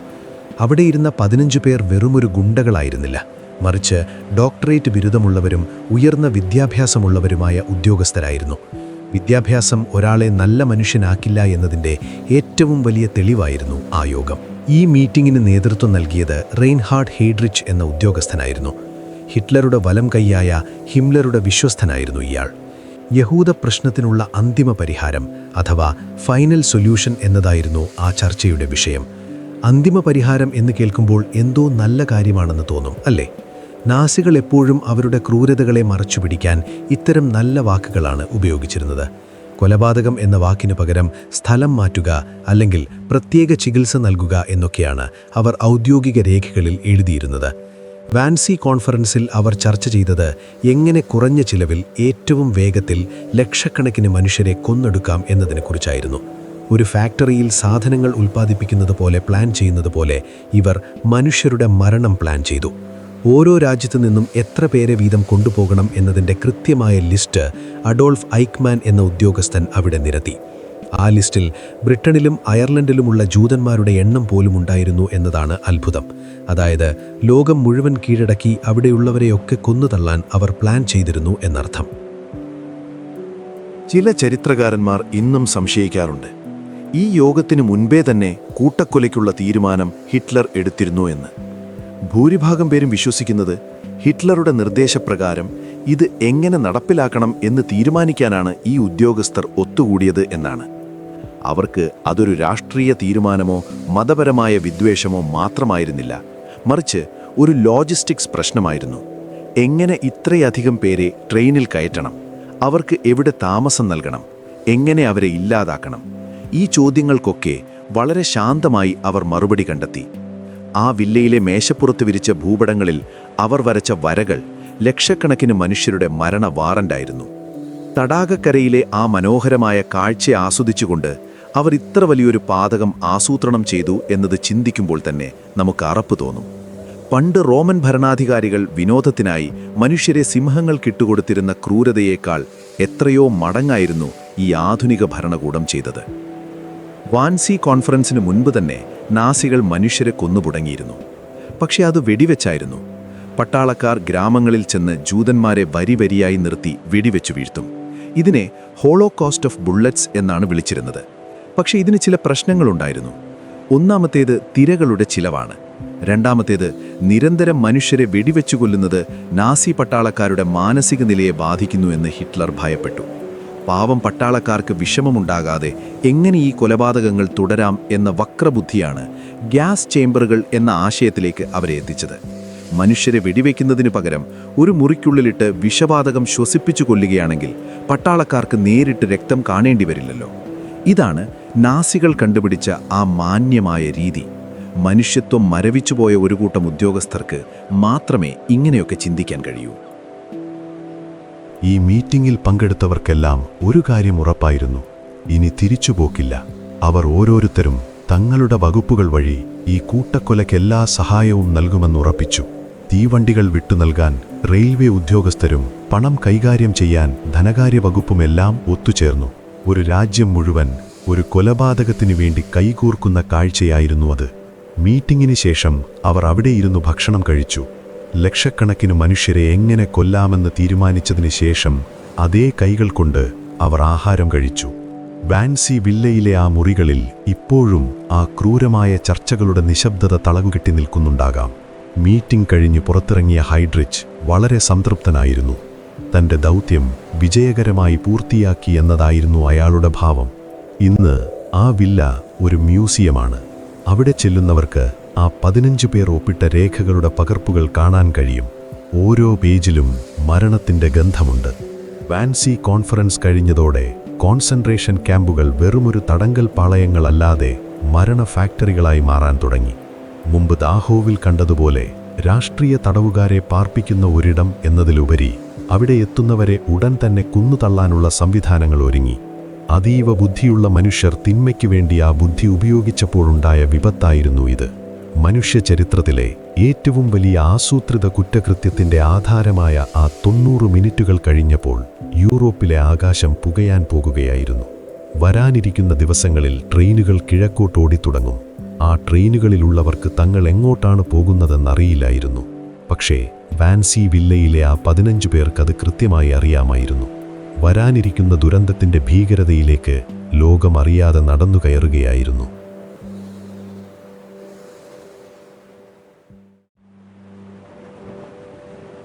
ഇന്നത്തെ രാത്രിയിൽ നമ്മൾ ചർച്ച ചെയ്യുന്നത് കോൺസെൻട്രേഷൻ ക്യാമ്പുകളിലെ തടവുകാരുടെ അതിജീവനത്തിന്റെ ആ നടുക്കുന്ന ദിനചര്യകളെക്കുറിച്ചാണ്. വാൻസി വില്ലയിലെ ആഡംബര മുറികളിലിരുന്ന് ഉദ്യോഗസ്ഥർ പ്ലാൻ ചെയ്ത ആ അന്തിമ പരിഹാരം ക്യാമ്പുകളിൽ എങ്ങനെയാണ് നടപ്പിലാക്കപ്പെട്ടതെന്ന് നമ്മൾ അറിയണം. ഒരു മനുഷ്യന്റെ ആത്മാവിനെ എങ്ങനെയൊക്കെ തകർക്കാമെന്നതിൻ്റെ പരീക്ഷണശാലകളായിരുന്നു ഓരോ ക്യാമ്പും. അവിടെ സൂര്യൻ ഉദിക്കുന്നത് പ്രത്യാശയിലേക്കല്ല, മറിച്ച് മരണത്തോടുള്ള മറ്റൊരു ദിവസത്തെ മല്ലിടലിലേക്കായിരുന്നു. പുലർച്ചെ 4 മണിക്ക് തന്നെ മുഴങ്ങുന്ന ആ വലിയ മണിയുടെ ശബ്ദം കേട്ടാണ് തടവുകാർ ഉണരുന്നത്. ആ മണിനാദം അവരുടെ കാടുകളിൽ ഒരു മരണമൊഴി പോലെയാണ് പതിക്കുന്നത്. തണുത്തുറഞ്ഞ മരപ്പലകകളിൽ ഒന്നിനു പുറമെ ഒന്നായി കിടക്കുന്ന മനുഷ്യർ തങ്ങളുടെ തളർന്ന ശരീരങ്ങൾ വലിച്ചിഴച്ചെഴുന്നേൽക്കുന്നു. ഒരു ചെറിയ മുറിയിൽ 100 കണക്കിന് ആളുകളെയാണ് കുത്തി നിറച്ചിരിക്കുന്നത്. അവിടെ ശുദ്ധവായു എന്നത് ഒരു വലിയ ആഡംബരമായിരുന്നു. എഴുന്നേറ്റ ഉടനെ അവർ നേരിടുന്നത് ബ്ലോക്ക് ആൽട്ടസ്റ്റേ അഥവാ ബ്ലോക്ക് ലീഡർമാരുടെ ആക്രോശങ്ങളാണ്. ഇവരിൽ പലരും നാസികൾ നിയമിച്ച ക്രൂരന്മാരായ തടവുകാർ തന്നെയായിരുന്നു. വെറും 2 മിനിറ്റിനുള്ളിൽ എല്ലാവരും തങ്ങളുടെ വസ്ത്രങ്ങൾ ധരിക്കണം. കീറിപ്പറിഞ്ഞ ആ വരയൻ കുപ്പായങ്ങൾ തണുപ്പിനെ തടയാൻ ഒന്നിനും കൊള്ളില്ലായിരുന്നു. വെറും കനം കുറഞ്ഞ തുണിക്കഷ്ണങ്ങൾ മാത്രം. അതിനുശേഷം അവർ ഓടുന്നത് വാഷ്റൂമുകളിലേക്കാണ്. ആയിരക്കണക്കിന് തടവുകാർക്ക് ഉപയോഗിക്കാൻ വെറും കുറച്ച് ടാപ്പുകൾ മാത്രമാണുണ്ടാവുക. അവിടെ വെള്ളം കിട്ടുക എന്നതൊരു ഭാഗ്യമാണ്. മിക്കവാറും ആ ടാപ്പുകളിൽ നിന്ന് വരുന്നത് ചെളി കലർന്ന വെള്ളമായിരിക്കും. മുഖം കഴുകാനോ പല്ല് തേക്കാനോ ഉള്ള സമയം അവിടെ ആർക്കും ലഭിക്കില്ല. ആരെങ്കിലും ഒന്ന് വൈകിയാൽ ഗാർഡുകളുടെ ലാത്തികൾ അവരുടെ പുറത്ത് പതിക്കും. മനുഷ്യസഹജമായ എല്ലാ ആവശ്യങ്ങളെയും നാസികൾ ഒരു ശിക്ഷയാക്കി മാറ്റിയിരുന്നു. അടുത്തത് അപ്പൽ എന്ന് വിളിക്കുന്ന റോൾ കോളാണ്. എല്ലാ തടവുകാരും ക്യാമ്പിന് നടുവിലുള്ള മൈതാനത്ത് വരിവരിയായി നിൽക്കണം. പുറത്ത് -डिग्री തണുപ്പായിരിക്കും. കിലോമീറ്ററുകൾ അകലെ നിന്ന് വീശുന്ന തണുത്ത കാറ്റ് ആ വരയൻ കുപ്പായങ്ങൾ തുളച്ചുള്ളിലേക്ക് കയറും. പക്ഷെ ആരും അനങ്ങാൻ പാടില്ല. പട്ടാളക്കാർ ഓരോരുത്തരെയായി എണ്ണും. ആരെങ്കിലും ഒരാൾ കുറവാണെങ്കിൽ ആ എണ്ണൽ വീണ്ടും ആദ്യം മുതൽ തുടങ്ങും. ചിലപ്പോൾ ഈ നിൽപ്പ് മണിക്കൂറുകളോളം നീളും. പ്രായമായവർക്കും അവശരായവർക്കും ഇടയിൽ നിൽക്കുന്നവർക്ക് ആരെങ്കിലും തളർന്നു വീണാൽ അവരെ താങ്ങാൻ അനുവാദമില്ല. വീഴുന്നവനെ അവിടെ തന്നെ ഉപേക്ഷിക്കണം. ചില ചരിത്രകാരന്മാർ ഇന്നും അത്ഭുതപ്പെടാറുണ്ട്. എങ്ങനെയാണ് ഇത്രയും തണുപ്പിൽ വെറും കനം കുറഞ്ഞ തുണി മാത്രം ധരിച്ച് ആ മനുഷ്യർ മണിക്കൂറുകളോളം അവിടെ നിന്നത് എന്ന്. ഒരുപക്ഷേ അവരുടെ ഉള്ളിലെ ജീവിക്കാനുള്ള ആഗ്രഹം മാത്രമായിരിക്കാം അവരെ അവിടെ പിടിച്ചു നിർത്തിയത്. ഈ റോൾ കോൾ വെറുമൊരു എണ്ണമെടുക്കലല്ലായിരുന്നു, മറിച്ച് തടവുകാരുടെ മനോവീര്യം തകർക്കാനുള്ള ഒരായുധമായിരുന്നു. ആരെങ്കിലും ഒന്ന് തലചരിച്ചാലോ അല്ലെങ്കിൽ അടുത്തുള്ളവനോടൊരു വാക്ക് സംസാരിച്ചാലോ അപ്പോൾ തന്നെ ക്രൂരമായ ശിക്ഷകൾ അവരെ കാത്തിരിക്കുന്നുണ്ടാകും. ഈ സമയത്താണ് അവർക്ക് പ്രഭാതഭക്ഷണം ലഭിക്കുന്നത്. അതിനെ ഭക്ഷണമെന്ന് വിളിക്കുന്നത് പോലും ആ പദത്തോടുള്ള അപമാനമായിരിക്കും. ഇർസാട്സ് കോഫി എന്ന് വിളിക്കുന്ന ഒരു തരം പാനീയമാണത്. വറുത്ത ഗോതമ്പോ അല്ലെങ്കിൽ ചിലപ്പോൾ ഓക്ക് മരത്തിൻ്റെ കായകളോ ഒക്കെ ഉപയോഗിച്ചുണ്ടാക്കുന്ന ഒരു കറുത്ത വെള്ളം. അതിൽ കഫീനോ പാലോ പഞ്ചസാരയോ ഒന്നും ഉണ്ടാകില്ല. പക്ഷേ തണുത്തുറഞ്ഞ ആ പ്രഭാതത്തിൽ ആ ചൂടുവെള്ളം കുടിക്കുമ്പോൾ ലഭിക്കുന്ന ഒരു ചെറിയ ആശ്വാസമുണ്ടല്ലോ, അത് വിവരിക്കാൻ കഴിയില്ല. ചിലർ ആ വെള്ളം കുടിക്കാതെ മാറ്റിവെക്കും, ഉച്ചയ്ക്ക് മുഖം കഴുകാനോ അല്ലെങ്കിൽ മറ്റെന്തെങ്കിലും ആവശ്യത്തിനോ ഉപയോഗിക്കാൻ വേണ്ടി. ആ ക്യാമ്പുകളിൽ ഓരോ തുള്ളി വെള്ളവും ഓരോ കഷ്ണം തുണിയും വലിയ നിധികളായിരുന്നു. മറ്റുള്ളവർക്ക് വേണ്ടാത്ത ഒരു പഴയ ടൂത്ത് ബ്രഷ് പോലും അവിടെ ഒരു ആഡംബര വസ്തുവായി മാറി. ആ നരകതുല്യമായ സാഹചര്യങ്ങളിൽ മനുഷ്യർ എങ്ങനെയാണ് ഒരു ചെറിയ വസ്തുവിൽ പോലും സന്തോഷം കണ്ടെത്തിയത് എന്നത് വിചിത്രമാണ്. രാവിലത്തെ ആ ചടങ്ങുകൾ കഴിഞ്ഞാൽ പിന്നെ ജോലിയുടെ സമയമാണ്. ഓരോ തടവുകാരും അവർക്ക് നിശ്ചയിച്ചിട്ടുള്ള സ്ഥലങ്ങളിലേക്ക് പോകണം. കിലോമീറ്ററുകൾ നടന്നു വേണം ഫാക്ടറികളിലോ ക്വാറികളിലോ എത്താൻ. അവർ പാടുന്നത് നാസികൾ പഠിപ്പിച്ച പാട്ടുകളായിരിക്കും, പക്ഷേ ഉള്ളിൽ കരച്ചിലായിരിക്കും. ഈ നടത്തത്തിനിടയിൽ ആരെങ്കിലും തളർന്നു വീണാൽ അവരെ ഗാർഡുകൾ ക്രൂരമായി മർദ്ദിക്കും. ജോലിസ്ഥലത്തെത്തിയാൽ പിന്നെ വിശ്രമമില്ല. പാറകൾ ചുമക്കുക, വലിയ കുഴികൾ കുഴിക്കുക തുടങ്ങിയ കഠിനമായ ജോലികളാണ് അവർക്ക് നൽകുന്നത്. ഭക്ഷണം കഴിക്കാത്ത ശരീരവുമായി ഈ ജോലികൾ ചെയ്യുക എന്നത് അസാധ്യമാണ്. പക്ഷേ തോക്കിൻ മുനയിൽ അവരെ കൊണ്ടത് ചെയ്യിപ്പിച്ചു.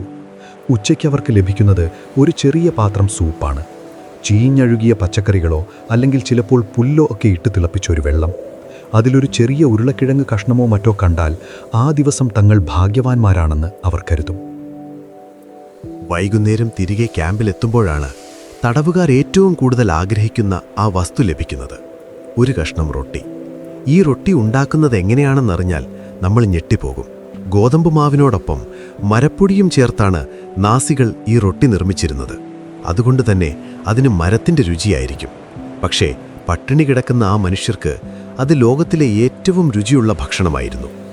ഈ റൊട്ടി ഉടനെ തന്നെ കഴിക്കണോ അതോ നാളത്തേക്ക് വേണ്ടി മാറ്റിവെക്കണോ എന്ന വലിയൊരു ധർമ്മസങ്കടം അവർക്കുണ്ടാകും. ചിലർ രാത്രിയിൽ ഇത് മോഷ്ടിക്കപ്പെടുമെന്ന് പേടിച്ച് തലയിണയുടെ അടിയിൽ വെച്ചുറങ്ങും. ക്യാമ്പുകളിൽ ഈ റൊട്ടി ഒരു കറൻസി പോലെയാണ് ഉപയോഗിച്ചിരുന്നത്. ഒരു സിഗരറ്റിനോ അല്ലെങ്കിൽ ഒരു പഴയ ഷൂസിനോ പകരമായി റൊട്ടി നൽകുന്ന കച്ചവടങ്ങൾ അവിടെ സജീവമായിരുന്നു. വിശപ്പൊരു മനുഷ്യനെ എങ്ങനെയൊക്കെ മാറ്റിമറിക്കുമെന്നതിൻ്റെ ഉദാഹരണമായിരുന്നു ആ ക്യാമ്പുകൾ. ക്യാമ്പിലെ തടവുകാർക്കിടയിൽ മുസൽമാൻ എന്ന് വിളിക്കുന്ന ഒരു വിഭാഗമുണ്ടായിരുന്നു. ശാരീരികമായും മാനസികമായും പൂർണ്ണമായും തളർന്ന മരണത്തിന് തൊട്ടടുത്തെത്തിയ ആളുകളെയാണ് ഇങ്ങനെ വിളിച്ചിരുന്നത്. അവർ ഒന്നും സംസാരിക്കില്ല, ആരോടും സഹായം ചോദിക്കില്ല, വെറുതെ ഒരിടത്ത് നോക്കിയിരിക്കും. തങ്ങളുടെ അന്ത്യമടുത്തെന്ന് അവർക്ക് ബോധ്യമുണ്ടാകും.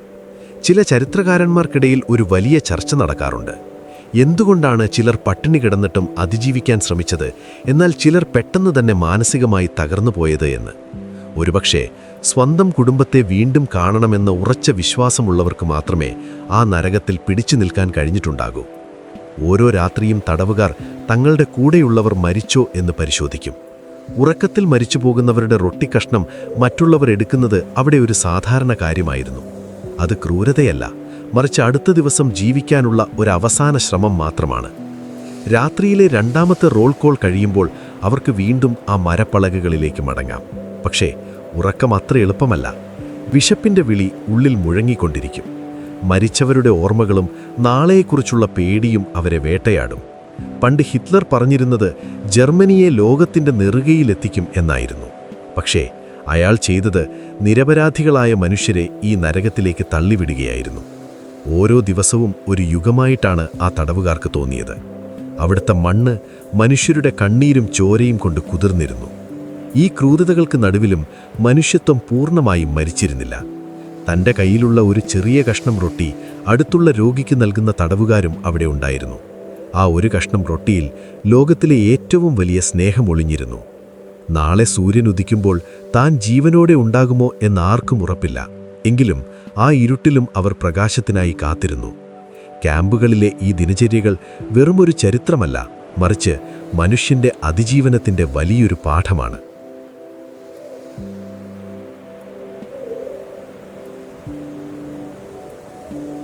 നമ്മൾ ഇതിനോടകം പല ക്യാമ്പുകളെക്കുറിച്ചും കേട്ടുകഴിഞ്ഞു. എന്നാൽ ഓഷ്വിറ്റ്സ് എന്ന പേര് കേൾക്കുമ്പോൾ ഇന്നും ചരിത്രകാരന്മാരുടെ പോലും ഉള്ളൊന്ന് പിടയും. പോളണ്ടിലെ ക്രാക്കോവ് നഗരത്തിനടുത്തുള്ള ഓസ്വിയസം എന്ന സ്ഥലത്താണ് ഈ മരണക്കെണി സ്ഥിതി ചെയ്യുന്നത്. ഇത് വെറുമൊരു ക്യാമ്പായിരുന്നില്ല, മറിച്ച് 3 പ്രധാന ഭാഗങ്ങളുള്ള ഒരു വലിയ സാമ്രാജ്യമായിരുന്നു. ആദ്യം പണിത ഓഷ്വിറ്റ്സ് 1, പിന്നീട് വരാനിരിക്കുന്ന വലിയ കൂട്ടക്കൊലയ്ക്കായി നിർമ്മിച്ച ഓഷ്വിറ്റ്സ് 2 അഥവാ ബിർക്കെനൌ, പിന്നെ അടിമപ്പണിക്കായി മാറ്റിവെച്ച് ഓഷ്വിറ്റ്സ് 3 അഥവാ മോണോവിറ്റ്സ്. ഇതിൽ ബിർക്കെനൌവാണ് ഏറ്റവും ഭീകരം. അവിടെ ചെന്നെത്തുന്ന ഒരാൾക്ക് അതിൻ്റെ അറ്റം കാണാൻ കഴിയില്ല. അത്രത്തോളം വിശാലമായൊരു സ്ഥലമായിരുന്നു അത്. ആയിരക്കണക്കിന് ഏക്കറുകളിലായി പരന്നു കിടക്കുന്ന ഈ ക്യാമ്പ് ഒരു വലിയ ഫാക്ടറി പോലെയാണ് പ്രവർത്തിച്ചിരുന്നത്. പക്ഷെ അവിടെ നിർമ്മിച്ചിരുന്നത് ഉൽപ്പന്നങ്ങളല്ല, മറിച്ച് മനുഷ്യരുടെ മരണമായിരുന്നു. ഓഷ്വിറ്റ്സിലെ ആ ഭീകരമായ അന്തരീക്ഷത്തിലേക്കൊന്ന് കണ്ണോടിച്ചു നോക്കൂ. അവിടുത്തെ കാറ്റിനു പോലും ഒരു വല്ലാത്ത കയ്പായിരുന്നു. ചുറ്റും കിലോമീറ്ററുകളോളം നീളുന്ന മുള്ളുവേലികൾ, അതിലൂടെ ഹൈ വോൾട്ടേജ് വൈദ്യുതി എപ്പോഴും പ്രവഹിച്ചുകൊണ്ടിരിക്കും. നിരാശമൂത്ത് പല തടവുകാരും ആ വേലികളിൽ ചെന്നുമുട്ടി ആത്മഹത്യ ചെയ്യാറുണ്ടായിരുന്നു. അവിടെയുള്ള കാവൽ ഗോപുരങ്ങളിൽ നിന്ന് നാസി പട്ടാളക്കാർ എപ്പോഴും മെഷീൻ ഗണ്ണുകളുമായി താഴേക്ക് നോക്കി നിൽക്കുന്നുണ്ടാകും. ബിർക്കെനൌ ക്യാമ്പിൻ്റെ കവാടം ഒരു വലിയ ഗുഹ പോലെയാണ് തോന്നിക്കുക. ട്രെയിനുകൾക്ക് നേരിട്ട് ക്യാമ്പിനുള്ളിലേക്ക് പ്രവേശിക്കാൻ കഴിയുന്ന വിധത്തിലായിരുന്നു അതിൻ്റെ നിർമ്മാണം. ഇതിനെ മരണത്തിൻ്റെ കവാടം എന്നാണ് വിളിച്ചിരുന്നത്. ആ കവാടം കടന്നുപോകുന്ന ട്രെയിനുകൾ പിന്നീട് ഒരിക്കലും തിരിച്ചു വന്നിട്ടില്ല. ചില ചരിത്രകാരന്മാർ ഇന്നും ചർച്ച ചെയ്യാറുണ്ട്, എന്തുകൊണ്ടാണ് നാസികൾ ഇത്രയും വലിയൊരു സംവിധാനം പോളണ്ടിൽ തന്നെ പണിതത് എന്ന്. ഒരുപക്ഷെ ജർമ്മനിയിലെ ജനങ്ങളുടെ കണ്ണിൽപ്പെടാതെ ഈ ക്രൂരതകൾ മറച്ചുപിടിക്കാനായിരിക്കാം അവരിങ്ങനെ ചെയ്തത്. ക്യാമ്പിനുള്ളിലെ ബാരക്കുകൾ അഥവാ തടവുകാർ താമസിക്കുന്ന മുറികൾ കണ്ടാൽ നമ്മൾ ഞെട്ടിപ്പോകും. ശരിക്കും കുതിരകളെ കെട്ടാൻ വേണ്ടി നിർമ്മിച്ച തൊഴുത്തുകളായിരുന്നു അവ.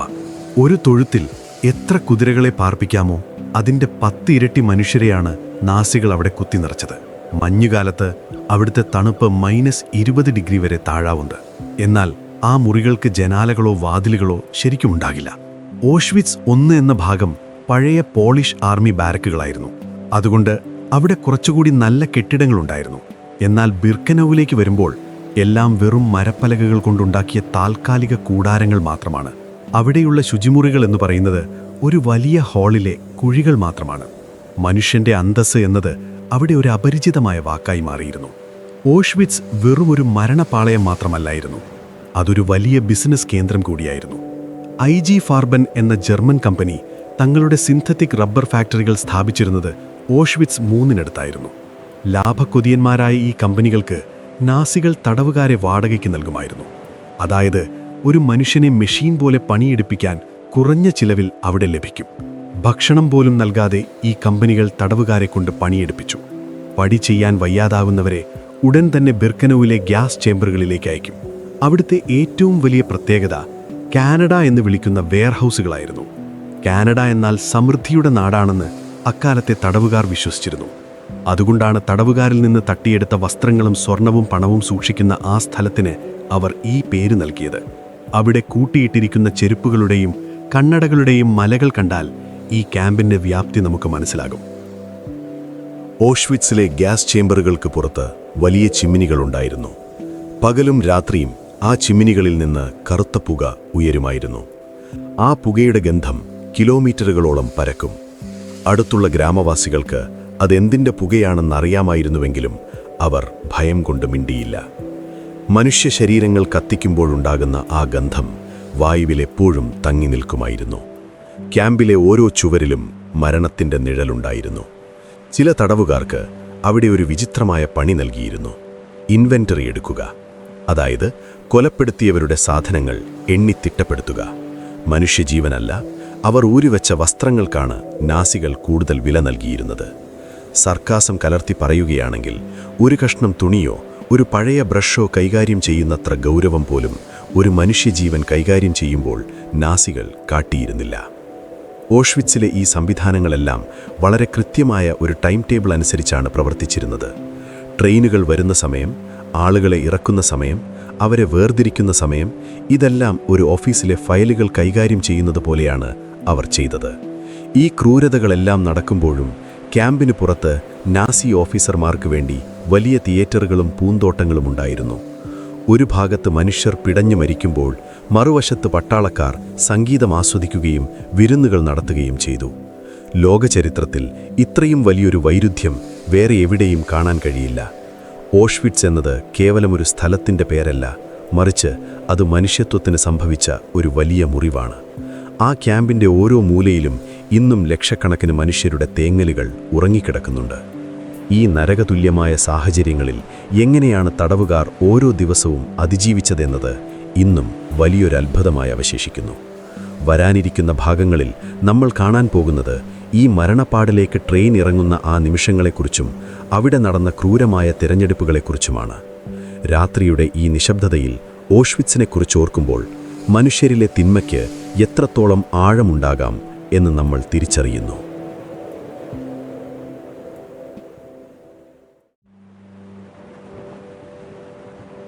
നമ്മളിപ്പോൾ നിൽക്കുന്നത് ഓഷ്വിറ്റ്സിലെ ആ ഭീകരമായ പ്ലാറ്റ്ഫോമിലാണ്. ഇതിനെ ജൂഡൻ റാമ്പ് എന്നാണ് വിളിച്ചിരുന്നത്. ദൂരത്ത് നിന്ന് ഒരു തീവണ്ടി വരുന്നത് കാണാം. പക്ഷേ ഇത് നമ്മൾ സാധാരണ കാണുന്നത് പോലെയുള്ള യാത്രക്കാരുടെ വണ്ടിയല്ല. കന്നുകാലികളെ കൊണ്ടുപോകുന്ന മരത്തിൻ്റെ വലിയ പെട്ടികൾ ഘടിപ്പിച്ച ഗുഡ്സ് ട്രെയിനാണത്. ആ പെട്ടികൾക്കുള്ളിൽ നിന്ന് ശ്വാസം മുട്ടുന്ന ശബ്ദങ്ങളും കുഞ്ഞുങ്ങളുടെ കരച്ചിലും ഉയരുന്നുണ്ട്. 5-6 ദിവസങ്ങളായി ആ പെട്ടികൾക്കുള്ളിൽ 100ഓളം മനുഷ്യരെയാണ് കുത്തി നിറച്ചിരിക്കുന്നത്. അവർക്കിരിക്കാൻ സ്ഥലമില്ല, ശ്വസിക്കാൻ വായുവില്ല, കുടിക്കാൻ ഒരു തുള്ളി വെള്ളം പോലുമില്ല. ആ ദിവസങ്ങളിൽ ആ പെട്ടികൾക്കുള്ളിൽ നടന്ന കാര്യങ്ങൾ ചിന്തിക്കാൻ പോലും കഴിയില്ല. ചിലർ ദാഹം സഹിക്കാതെ മരിച്ചുപോയിട്ടുണ്ടാകും, ചിലർക്ക് ഭ്രാന്ത് പിടിച്ചിട്ടുണ്ടാകും. ട്രെയിൻ പെട്ടെന്ന് നിൽക്കുമ്പോൾ ആ വലിയ മരവാതിലുകൾ മലർക്കെ തുറക്കപ്പെടുകയാണ്. അപ്പോഴാണ് അവർ പുറം ലോകം കാണുന്നത്. പക്ഷേ ആ കാഴ്ച അവരെ കൂടുതൽ ഭയപ്പെടുത്തുന്നതായിരുന്നു. വാതിൽ തുറന്ന ഉടനെ കേൾക്കുന്നത് റൗസ് റൗസ് എന്ന നാസി പട്ടാളക്കാരുടെ ആക്രോശമാണ്. പുറത്തിറങ്ങൂ എന്നാണതിനർത്ഥം. കയ്യിൽ വലിയ ലാഥികളും തോക്കുകളുമായി നിൽക്കുന്ന പട്ടാളക്കാർ ആ മനുഷ്യരെ പുറത്തേക്ക് തള്ളിയിടുന്നു. ദിവസങ്ങളോളം ഇരുട്ടത്തിരുന്ന അവർക്ക് പുറത്തെ സൂര്യപ്രകാശം പോലും ഒരു ശിക്ഷയായിട്ടാണ് തോന്നിയത്. അവരുടെ കണ്ണുകൾ മങ്ങിപ്പോകുന്നു. കാലുകൾ തളർന്ന് പലരും ട്രാക്കിലേക്ക് വീഴുന്നുണ്ട്. നിങ്ങളുടെ ബാഗുകൾ അവിടെ തന്നെ വയ്ക്കൂ, പിന്നീട് തിരികെ നൽകാമെന്ന് നാസികൾ കള്ളം പറയുന്നു. ആ പാവം മനുഷ്യർ തങ്ങളുടെ അവസാനത്തെ സമ്പാദ്യവും ആ പ്ലാറ്റ്ഫോമിൽ ഉപേക്ഷിക്കുന്നു. അതിൽ അവരുടെ പ്രിയപ്പെട്ടവരുടെ ഫോട്ടോകളും ആഭരണങ്ങളുമൊക്കെ ഉണ്ടായിരുന്നു. ഈ ബാഗുകൾ ശേഖരിക്കാൻ വരുന്നത് കാനല യൂണിറ്റിലെ തടവുകാരാണ്. തങ്ങളുടെ തന്നെ സഹോദരങ്ങളെ ഇങ്ങോട്ട് ആനയിക്കുന്നതിൻ്റെ വേദന അവരുടെ മുഖത്തുണ്ട്. ചില ചരിത്രകാരന്മാർ ഇന്നും അത്ഭുതപ്പെടാറുണ്ട്. എങ്ങനെയാണ് ആ മനുഷ്യർ ട്രെയിനിനുള്ളിലെ അത്രയും ദിവസത്തെ നരകം അതിജീവിച്ചത് എന്ന്. പ്ലാറ്റ്ഫോമിൽ ഒത്തുകൂടിയ തടവുകാരെ പട്ടാളക്കാർ 2 വരികളായി തിരിക്കുന്നു.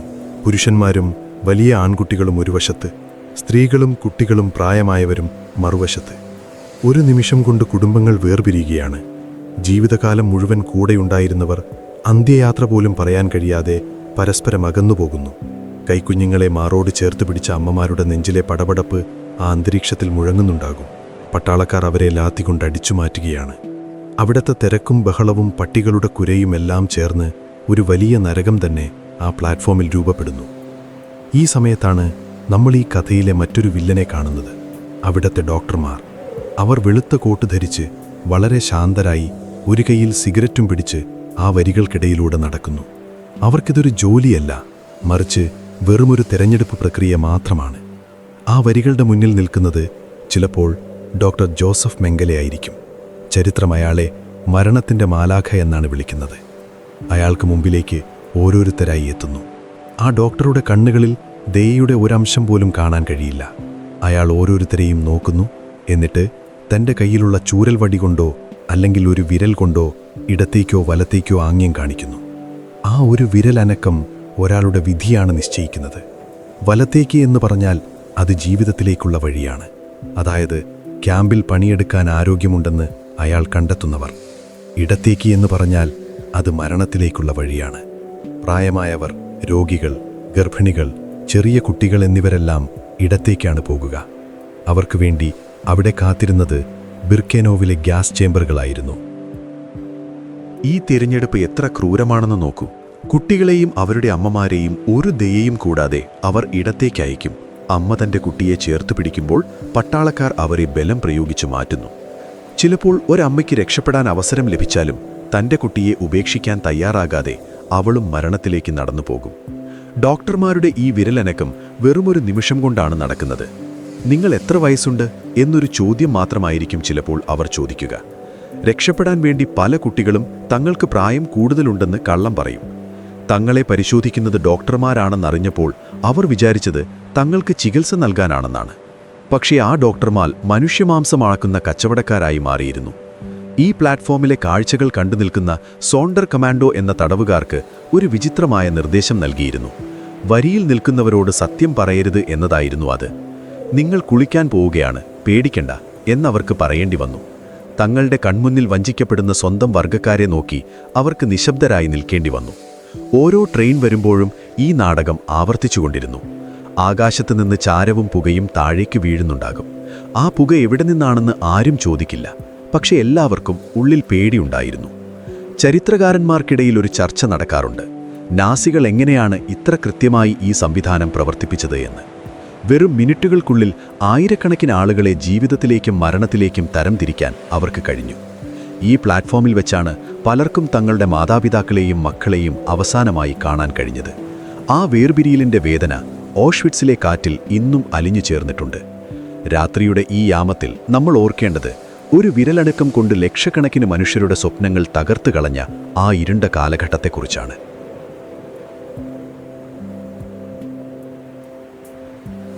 നമ്മൾ പ്ലാറ്റ്ഫോമിലെ ആ വിറയലോടെയുള്ള തെരഞ്ഞെടുപ്പിനെക്കുറിച്ച് സംസാരിച്ചു.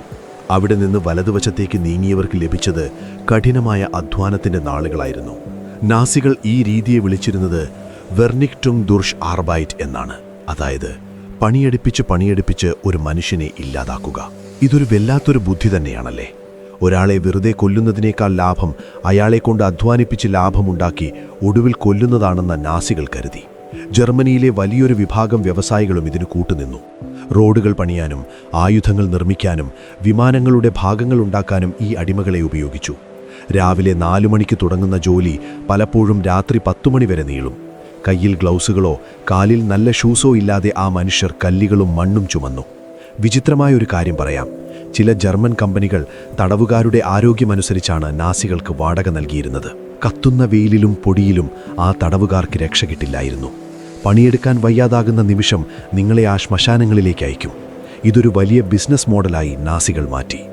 ഈ കമ്പനികൾക്ക് വേണ്ടിയുള്ള ജോലി കൂടാതെ ക്യാമ്പിനുള്ളിലെ നിർമ്മാണ പ്രവർത്തനങ്ങളും ഇവർക്ക് തന്നെ ചെയ്യേണ്ടി വന്നു. കിലോമീറ്ററുകൾ നീളുന്ന മതിലുകൾ പണിയാനും പുതിയ ബാരക്കുകൾ ഉണ്ടാക്കാനും തടവുകാർ തന്നെ വേണമായിരുന്നു. തങ്ങൾ വസിക്കുന്ന തടവറ തങ്ങൾ തന്നെ പണിയുക എന്നത് എത്ര ഭീകരമായ അവസ്ഥയാണെന്ന് ആലോചിച്ചു നോക്കൂ. ഈ ജോലിക്കിടയിൽ ഗാർഡുകൾ തങ്ങളുടെ തമാശയ്ക്കായി തടവുകാരുടെ പുറത്ത് ചാട്ടവാറുകൊണ്ടടിക്കുന്നത് ഒരു പതിവ് കാഴ്ചയായിരുന്നു. ഒരു ചെറിയ അശ്രദ്ധ കാണിച്ചാൽ അല്ലെങ്കിൽ ഒന്ന് തളർന്നുപോയാൽ ആ നിമിഷം മരണത്തിന് കീഴടങ്ങേണ്ടി വരും. ചില ഉന്നത നാസി ഉദ്യോഗസ്ഥർ തങ്ങളുടെ ലാഭക്കണക്കുകൾ നോക്കി സംതൃപ്തിയോടെ ചിരിക്കുന്നത് നമുക്ക് സങ്കല്പിക്കാം. മനുഷ്യജീവൻ വെറുമൊരു കണക്ക് പുസ്തകത്തിലെ നമ്പറായി മാറിയ കാലമായിരുന്നു അത്. ചരിത്രകാരന്മാർ ഇന്നും ഈ കമ്പനികളുടെ പങ്ക് ചർച്ച ചെയ്യാറുണ്ട്. വെറുമൊരു ഭയം കൊണ്ടാണോ അതോ ലാഭത്തിനു വേണ്ടിയാണോ ഇവർ നാസികളെ സഹായിച്ചത് എന്നത് ഇന്നും വലിയൊരു തർക്കവിഷയമാണ്. സീമെൻസ് ഗ്രൂപ്പ് തുടങ്ങിയ വലിയ കമ്പനികളുടെ ഫാക്ടറികൾ ക്യാമ്പുകൾക്കടുത്തായി പ്രവർത്തിച്ചിരുന്നു. അവിടെ തടവുകാർക്ക് യാതൊരു സുരക്ഷാ മാനദണ്ഡങ്ങളും ഉണ്ടായിരുന്നില്ല. രാസവസ്തുക്കൾ കൈകാര്യം ചെയ്യുമ്പോൾ പലരുടെയും കാഴ്ച നഷ്ടപ്പെടുകയും ശ്വാസകോശ സംബന്ധമായ അസുഖങ്ങൾ ഉണ്ടാവുകയും ചെയ്തു. പക്ഷേ നാസികൾക്കതൊരു പ്രശ്നമല്ലായിരുന്നു. ഒരാൾ മരിച്ചാൽ പകരം കൊണ്ടുവരാൻ ആയിരക്കണക്കിന് ആളുകൾ പ്ലാറ്റ്ഫോമിൽ വന്നിറങ്ങുന്നുണ്ടായിരുന്നു. മനുഷ്യനെ വെറുമൊരു യന്ത്രഭാഗം പോലെയാണ് അവർ കണ്ടത്.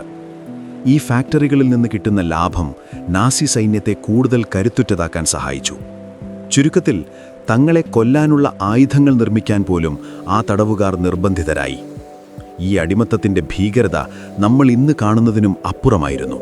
ക്യാമ്പിലെ ഏറ്റവും ഇരുണ്ട കോണുകളിൽ ജീവിച്ചിരുന്നവരാണ് സോണ്ടർ കമാൻഡോകൾ. പ്ലാറ്റ്ഫോമിൽ നിന്ന് ഇടതുവശത്തേക്ക് പോയവരുടെ അന്ത്യനിമിഷങ്ങൾ കണ്ടിരുന്നത് ഇവരായിരുന്നു. ഗ്യാസ് ചേംബറുകളിലെ വലിയ ഇരുമ്പ് വാതിലുകൾ അടയ്ക്കുമ്പോൾ അകത്തുനിന്ന് ഉയരുന്ന ആ നിലവിളികൾ ഇവരുടെ കാതുകളിൽ എപ്പോഴും മുഴങ്ങുമായിരുന്നു.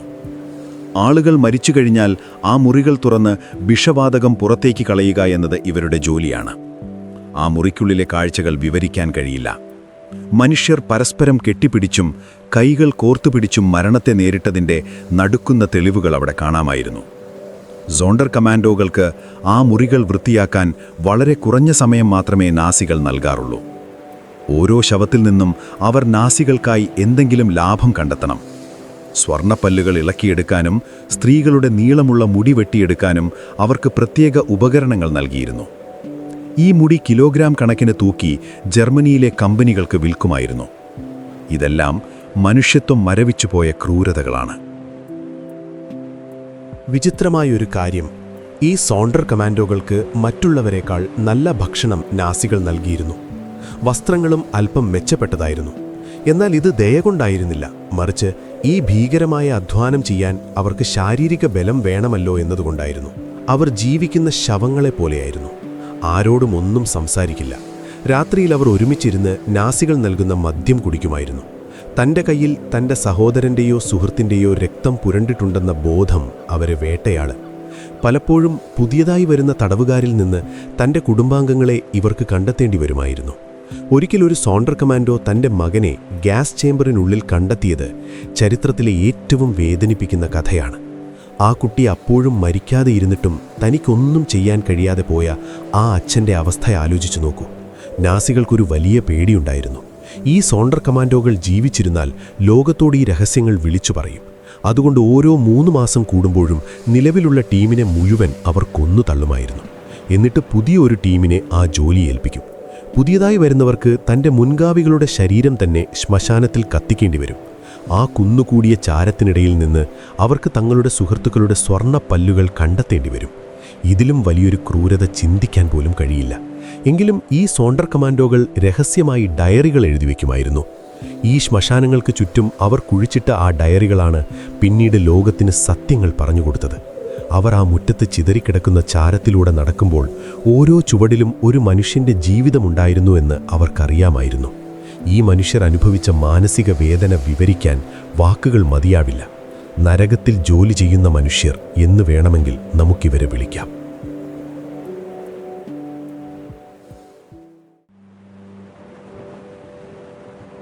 ഓഷ്വിറ്റ്സിലെ ആ ഭീകരമായ പ്ലാറ്റ്ഫോമിൽ നമ്മൾ കണ്ടുനിന്ന ആ ഡോക്ടറെ ഓർമ്മയുണ്ടല്ലോ, ജോസഫ് മെങ്കലെ. ആ വൈറ്റ് കോട്ടിനുള്ളിൽ ഒളിപ്പിച്ചിരുന്നത് ഒരു വൈദ്യശാസ്ത്രജ്ഞൻ്റെ ബുദ്ധിയായിരുന്നില്ല, മറിച്ച് ഒരു രാക്ഷസന്റെ ക്രൂരതയായിരുന്നു. ക്യാമ്പിലെ തടവുകാർക്കിടയിൽ ഏറ്റവും കൂടുതൽ പേടി ഉയർത്തിയിരുന്ന ഒരു സ്ഥലമായിരുന്നു ബ്ലോക്ക് 10. അവിടെയാണ് മെങ്കലെ തൻ്റെ വിചിത്രമായ പരീക്ഷണങ്ങൾ നടത്തിയിരുന്നത്. നാസി ജർമ്മനിയുടെ ആര്യൻ വംശത്തെ എങ്ങനെ ലോകത്തിലെ ഏറ്റവും മികച്ച വംശമാക്കി മാറ്റാം എന്ന വക്രബുദ്ധിയാണ് അയാളെ നയിച്ചിരുന്നത്. ഇരട്ടക്കുട്ടികളായിരുന്നു മെങ്കലയുടെ പ്രധാന താൽപ്പര്യം. പ്ലാറ്റ്ഫോമിൽ ട്രെയിൻ ഇറങ്ങുമ്പോൾ ഇരട്ടക്കുട്ടികളുണ്ടോ എന്ന് അയാൾ ആവേശത്തോടെ വിളിച്ചു ചോദിക്കുമായിരുന്നു. ഈ കുട്ടികളെ കണ്ടുകഴിഞ്ഞാൽ അയാൾ ഒരു പിതാവിനെ പോലെ അവരോട് പെരുമാറും. അവർക്ക് മിഠായികൾ നൽകും, അവരുടെ കൂടെ കളിക്കും. പക്ഷേ ആ ചിരിക്കു പിന്നിൽ ഒളിഞ്ഞിരിക്കുന്നത് കൂർത്ത ശസ്ത്രക്രിയാ ഉപകരണങ്ങളായിരുന്നു. മെങ്കലയുടെ പരീക്ഷണങ്ങൾ കേട്ടാൽ ആരുടെയും കണ്ണു നിറയും. യാതൊരു മരുന്നും നൽകാതെ കുട്ടികളുടെ ശരീരത്തിൽ ശസ്ത്രക്രിയകൾ നടത്തുക, ഒരാളുടെ രക്തം മറ്റൊരാളിലേക്ക് കുത്തിവയ്ക്കുക തുടങ്ങിയ ക്രൂരതകൾ അവിടെ പതിവായിരുന്നു. കണ്ണുകളുടെ നിറം മാറ്റാൻ സാധിക്കുമോ എന്നറിയാൻ കുട്ടികളുടെ കണ്ണുകളിലേക്ക് രാസവസ്തുക്കൾ ഒഴിക്കുന്ന പരീക്ഷണങ്ങളും അയാൾ നടത്തി. ഇതിൽ പരാജയപ്പെടുമ്പോൾ കാഴ്ച നഷ്ടപ്പെട്ട ആ കുട്ടികളെ അയാൾ ഒരു ദയയുമില്ലാതെ കൊന്നുതള്ളുമായിരുന്നു. ഒരു വിചിത്രമായ കാര്യം പറയാം.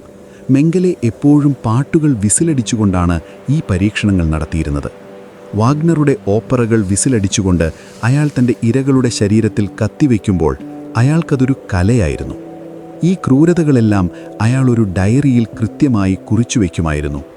ഒരുപക്ഷെ ലോകത്തിന് താൻ വലിയൊരു കണ്ടുപിടുത്തം നൽകുകയാണെന്ന് ആ വിഡ്ഢി കരുതിയിട്ടുണ്ടാകാം.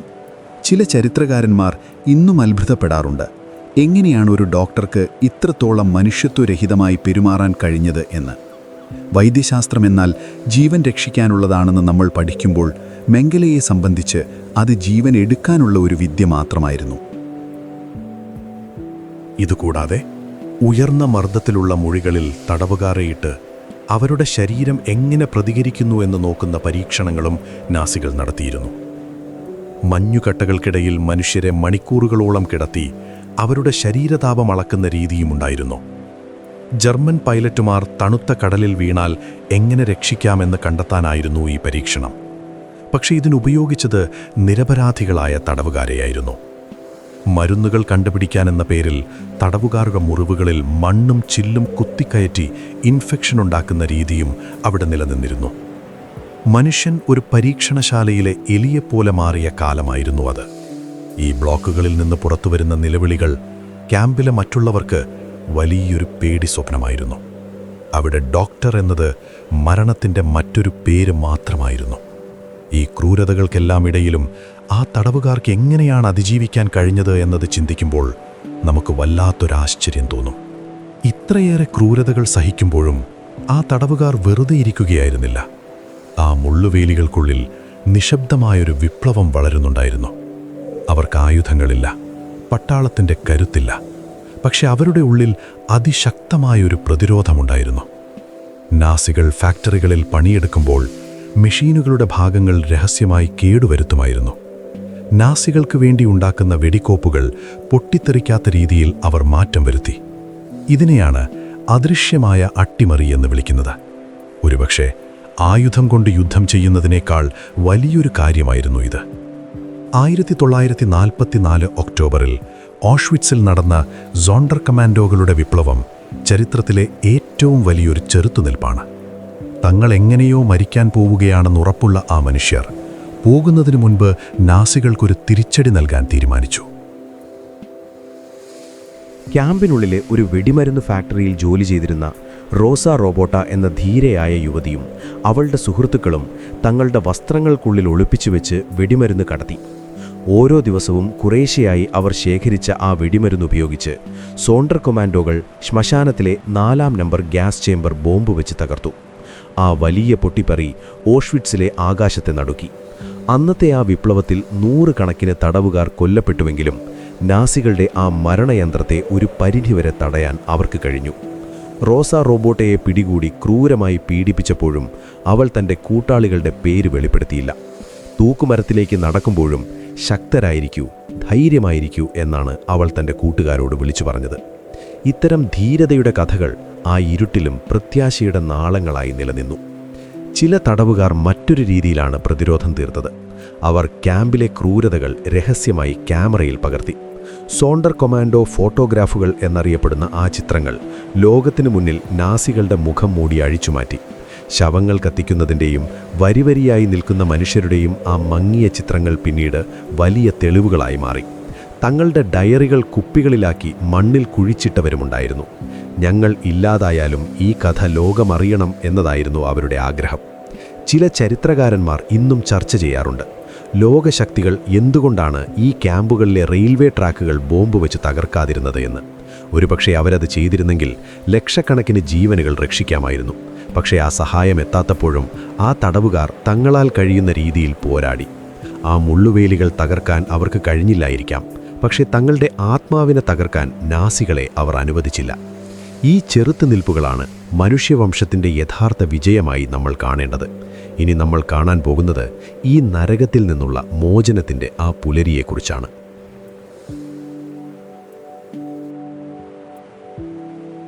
യുദ്ധത്തിൻ്റെ അവസാന നാളുകൾ വന്നെത്തിയിരിക്കുന്നു. 1945 തുടക്കത്തിൽ ജർമ്മനിയുടെ പതനം ഉറപ്പായി കഴിഞ്ഞു. കിഴക്കുനിന്ന് സോവിയറ്റ് യൂണിയന്റെ ചെമ്പടയും പടിഞ്ഞാറുനിന്ന് അമേരിക്കൻ ബ്രിട്ടീഷ് സൈന്യവും ജർമ്മനിയെ വട്ടമിട്ട് പിടിക്കാൻ തുടങ്ങുകയാണ്.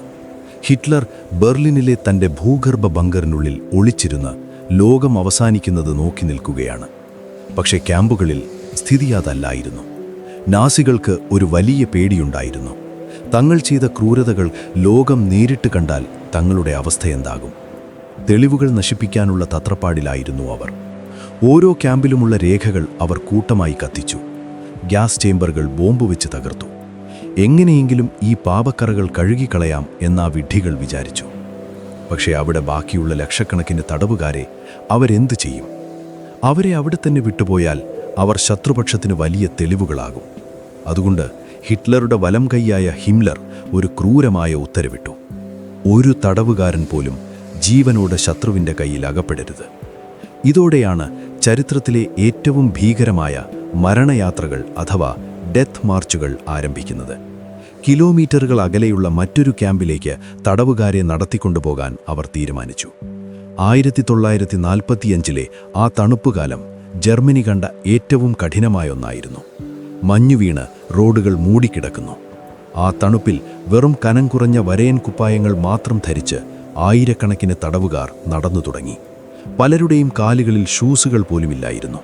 തുണിക്കഷ്ണങ്ങൾ കാലിൽ ചുറ്റിയാണ് അവർ മഞ്ഞിലൂടെ നടന്നത്. ഒരു തുള്ളി വെള്ളമോ ഒരു കഷ്ണം ഭക്ഷണമോ അവർക്ക് നൽകിയിരുന്നില്ല. ആരെങ്കിലും ഒന്ന് തളർന്നു വീണാലോ അല്ലെങ്കിൽ നടത്തത്തിൻ്റെ വേഗത കുറഞ്ഞാലോ പുറകിൽ നിൽക്കുന്ന ഗാർഡുകൾ അവരുടെ തലയിലേക്ക് വെടിവെക്കും. റോഡരികുകളിൽ തടവുകാരുടെ മൃതദേഹങ്ങൾ വരിവരിയായി ചിതറിക്കിടന്നു. ആ കാഴ്ചകൾ കാണുമ്പോൾ ജർമ്മൻ ഗ്രാമങ്ങളിലെ ആളുകൾ ജനാലകൾ കൊട്ടിയടച്ചു. ചില ചരിത്രകാരന്മാർ ഇന്നും അത്ഭുതപ്പെടാറുണ്ട്. തോൽവി ഉറപ്പായിട്ടും എന്തിനാണ് നാസികൾ ഈ തടവുകാരെ ഇത്രയും ദൂരം നടത്തിക്കൊണ്ടുപോയത് എന്ന്. ഒരുപക്ഷെ അവരെക്കൊണ്ട് ഇനിയും അടിമപ്പണി ചെയ്യിക്കാമെന്ന വ്യാമോഹം അവർക്കുണ്ടാകാം. ഓരോ 10 അടി വയ്ക്കുമ്പോഴും ഒരാൾ വീതം മരിച്ചു വീഴുന്ന ആ യാത്രയിൽ മനുഷ്യത്വം പൂർണ്ണമായും മരവിച്ചുപോയി. രാത്രിയിൽ തണുപ്പിൽ നിന്ന് രക്ഷപ്പെടാൻ അവർ ശവങ്ങൾക്കിടയിൽ കെട്ടിപ്പിടിച്ചു കിടന്നു. ആർക്കും ആരെയും സഹായിക്കാൻ കഴിയില്ല. അടുത്ത ചുവട് വയ്ക്കാൻ തനിക്ക് കഴിയുമോ എന്ന് മാത്രമാണ് ഓരോരുത്തരും ചിന്തിച്ചിരുന്നത്. ഏകദേശം 2.5 ലക്ഷത്തോളം മനുഷ്യരാണ് ഈ മരണയാത്രകളിൽ മാത്രം കൊല്ലപ്പെട്ടത്. നാസികൾ തങ്ങളുടെ അധികാരം പോകുന്നതിന് തൊട്ടുമുൻപും ഇത്ര വലിയൊരു പാതകം ചെയ്തു എന്നത് ചിന്തിക്കുമ്പോൾ തന്നെ അറപ്പു തോന്നും. പണ്ട് റോമൻ സാമ്രാജ്യത്തിൻ്റെ പതന സമയത്ത് നടന്ന അരാജകത്വത്തേക്കാൾ വലിയൊരു ദുരന്തമായിരുന്നു ഇത്. പക്ഷേ ആ ഇരുട്ടിനിടയിലും ദൂരെ നിന്ന് പീരങ്കികളുടെ ശബ്ദം മുഴങ്ങുന്നുണ്ടായിരുന്നു. അത് മോചനത്തിൻ്റെ ശബ്ദമായിരുന്നു. തങ്ങളെ കാത്തിരിക്കുന്നത് മരണമല്ല, മറിച്ചൊരു പുതിയ ജീവിതമാണെന്ന് ചിലരെങ്കിലും അന്ന് സ്വപ്നം കണ്ടിട്ടുണ്ടാകാം. ആ സ്വപ്നങ്ങളാണ് ആ കഠിനമായ മഞ്ഞിലും അവരെ നടത്തിച്ചത്. 1945 ജനുവരി 27 സോവിയറ്റ് പട്ടാളം ഓഷ്വിറ്റ്സിൻ്റെ പടിക്കലെത്തി. അവിടെ അവർ കണ്ട കാഴ്ചകൾ അവരെ വിറപ്പിച്ചു കളഞ്ഞു. തോക്കുകൾ താഴെ വെച്ച് ആ പട്ടാളക്കാർ കരഞ്ഞുപോയി. ക്യാമ്പിൽ അപ്പോൾ അവശേഷിച്ചിരുന്നത് 7000-ഓളം തടവുകാർ മാത്രമാണ്. അവരെ കാണാൻ മനുഷ്യരെ പോലെയല്ല, മറിച്ച് അസ്ഥികൂടങ്ങളിൽ തുലിയൊട്ടിച്ചു വെച്ചതുപോലെയാണ് തോന്നിച്ചിരുന്നത്. അവിടെ കൂട്ടിയിട്ടിരുന്ന ലക്ഷക്കണക്കിന് ജോഡി ചെരുപ്പുകളും കണ്ണടകളും കിലോ കണക്കിന് മനുഷ്യമുടിയും ലോകത്തിനു മുൻപിൽ വലിയ തെളിവുകളായി. പടിഞ്ഞാറ് നിന്ന് അമേരിക്കൻ സൈന്യം ഡാഖാവിലും ബുഷൻവാൾഡിലും എത്തിയപ്പോൾ അവരും നടുങ്ങിപ്പോയി. ജനറൽ ഐസൻഹവർ ഉത്തരവിട്ടു: ഇവിടെയുള്ള ഓരോ കാര്യവും ഫോട്ടോ എടുക്കണം, വീഡിയോ എടുക്കണം. കാരണം വരും കാലത്ത് ഇതൊക്കെ വെറുമൊരു കെട്ടകഥയാണെന്ന് ആരെങ്കിലും പറഞ്ഞേക്കാം. മോചനം ലഭിച്ച ഉടനെ തടവുകാർ ചെയ്ത ഒരു കാര്യം വിചിത്രമായിരുന്നു. ഭക്ഷണം കണ്ടപ്പോൾ അവർക്ക് നിയന്ത്രണം നഷ്ടപ്പെട്ടു. പലരും പെട്ടെന്ന് ഒരുപാട് ഭക്ഷണം കഴിക്കുകയും അത് ദഹിക്കാതെ മരിക്കുകയും ചെയ്തു. അത്രത്തോളം അവരുടെ ശരീരങ്ങൾ പട്ടിണിക്ക് ശീലമായിരുന്നു. ക്യാമ്പുകളിൽ പടർന്നു പിടിച്ച രോഗങ്ങളെ നിയന്ത്രിക്കാൻ ഡോക്ടർമാർ കഠിനമായി പരിശ്രമിച്ചു. എങ്കിലും ആയിരക്കണക്കിന് പേർ മോചനത്തിന് ശേഷവും മരണത്തിന് കീഴടങ്ങി. പക്ഷേ ആകാശത്തിപ്പോൾ പുകയല്ല, മറിച്ച് പ്രതീക്ഷയുടെ നീലിമയായിരുന്നു. വർഷങ്ങൾക്ക് ശേഷം അവർ തങ്ങളുടെ കുടുംബാംഗങ്ങളെ അന്വേഷിച്ചു തുടങ്ങി. പലർക്കും ആരെയും കണ്ടെത്താൻ കഴിഞ്ഞില്ല. എങ്കിലും അവർ ഒരു പുതിയ ലോകം പടുത്തുയർത്താൻ തീരുമാനിച്ചു. ഈ കഥ ഇവിടെ അവസാനിക്കുമ്പോൾ നമ്മൾ ഓർക്കേണ്ടത് മനുഷ്യൻ്റെ ക്രൂരതയ്ക്ക് അതിരുകളില്ലാത്തതുപോലെ തന്നെ അവൻ്റെ അതിജീവനത്തിനുള്ള കരുത്തിനും അതിരുകളില്ല എന്നാണ്. ഇന്ന് ആ പഴയ ക്യാമ്പുകൾ നിശബ്ദമാണ്. അവിടെയുള്ള മുള്ളുവേലികളിൽ ഇപ്പോൾ പക്ഷികൾ വന്നിരിക്കുന്നു, പാടുന്നുണ്ടാകാം. ലക്ഷക്കണക്കിന് മനുഷ്യരുടെ തേങ്ങലുകൾ ഉറങ്ങുന്ന ആ മണ്ണ് നമുക്ക് നൽകുന്നത് വലിയൊരു പാഠമാണ്. വിദ്വേഷം വിതയ്ക്കുന്ന വാക്കുകളെ നമ്മൾ പേടിക്കണം. അധികാരം സ്നേഹത്തിനു വേണ്ടിയാകണം, അല്ലാതെ വെറുപ്പിനു വേണ്ടിയാകരുത്. ഈ രാത്രിയിൽ നമ്മൾ കേട്ട ഈ കഥ ഒരുപക്ഷെ നിങ്ങളെ അല്പം വിഷമിപ്പിച്ചിട്ടുണ്ടാകാം. പക്ഷേ ചരിത്രം അറിയുന്നത് നമ്മളെ നല്ല മനുഷ്യരാക്കി മാറ്റും. ഇനി നമുക്ക് പതിയെ ഉറക്കത്തിലേക്ക് നീങ്ങാം. ആ ഇരുണ്ട കാലഘട്ടം കഴിഞ്ഞുപോയിരിക്കുന്നു. ഇന്ന് നമ്മൾ സുരക്ഷിതരാണ്, സമാധാനമുള്ള ഒരു ലോകത്താണ്. നിങ്ങളുടെ മുറിക്കുള്ളിലെ ഈ സുഖകരമായ തണുപ്പും ആ ഫാനിൻ്റെ ചെറിയ മൂളലും ആസ്വദിക്കൂ. നാളത്തെ പുലരി നിങ്ങൾക്കായി ഒരുപാട് സന്തോഷങ്ങൾ കരുതി വച്ചിട്ടുണ്ടാകും. നമ്മൾ കേട്ട ആ മനുഷ്യരുടെ പോരാട്ടങ്ങൾ നമുക്ക് നൽകുന്ന കരുത്ത് വലുതാണ്. ആർക്കും തകർക്കാൻ കഴിയാത്ത മനുഷ്യത്വത്തിൻ്റെ വെളിച്ചം നമ്മളിലുണ്ട്. കണ്ണുകൾ പതിയെ അടയ്ക്കുക, മനസ്സ് ശാന്തമാക്കട്ടെ. ആ പഴയ ട്രെയിനുകളുടെ ശബ്ദമോ ഗാർഡുകളുടെ ആക്രോശമോ ഇനി ആരെയും വേട്ടയാടില്ല. അവിടെ ഇപ്പോൾ പൂക്കൾ വിരിയുന്നുണ്ട്, കാറ്റ് ശാന്തമായി വീശുന്നുണ്ട്. സമാധാനത്തിൻ്റെ ആ പുതപ്പിലേക്ക് നമുക്ക് ചുരുണ്ടുകൂടാം. നല്ല സ്വപ്നങ്ങൾ കാണട്ടെ. പ്രിയ സ്വപ്നസഞ്ചാരി, നിങ്ങൾക്ക് ഞാനൊരു നല്ലൊരു ശുഭരാത്രി നേരുന്നു.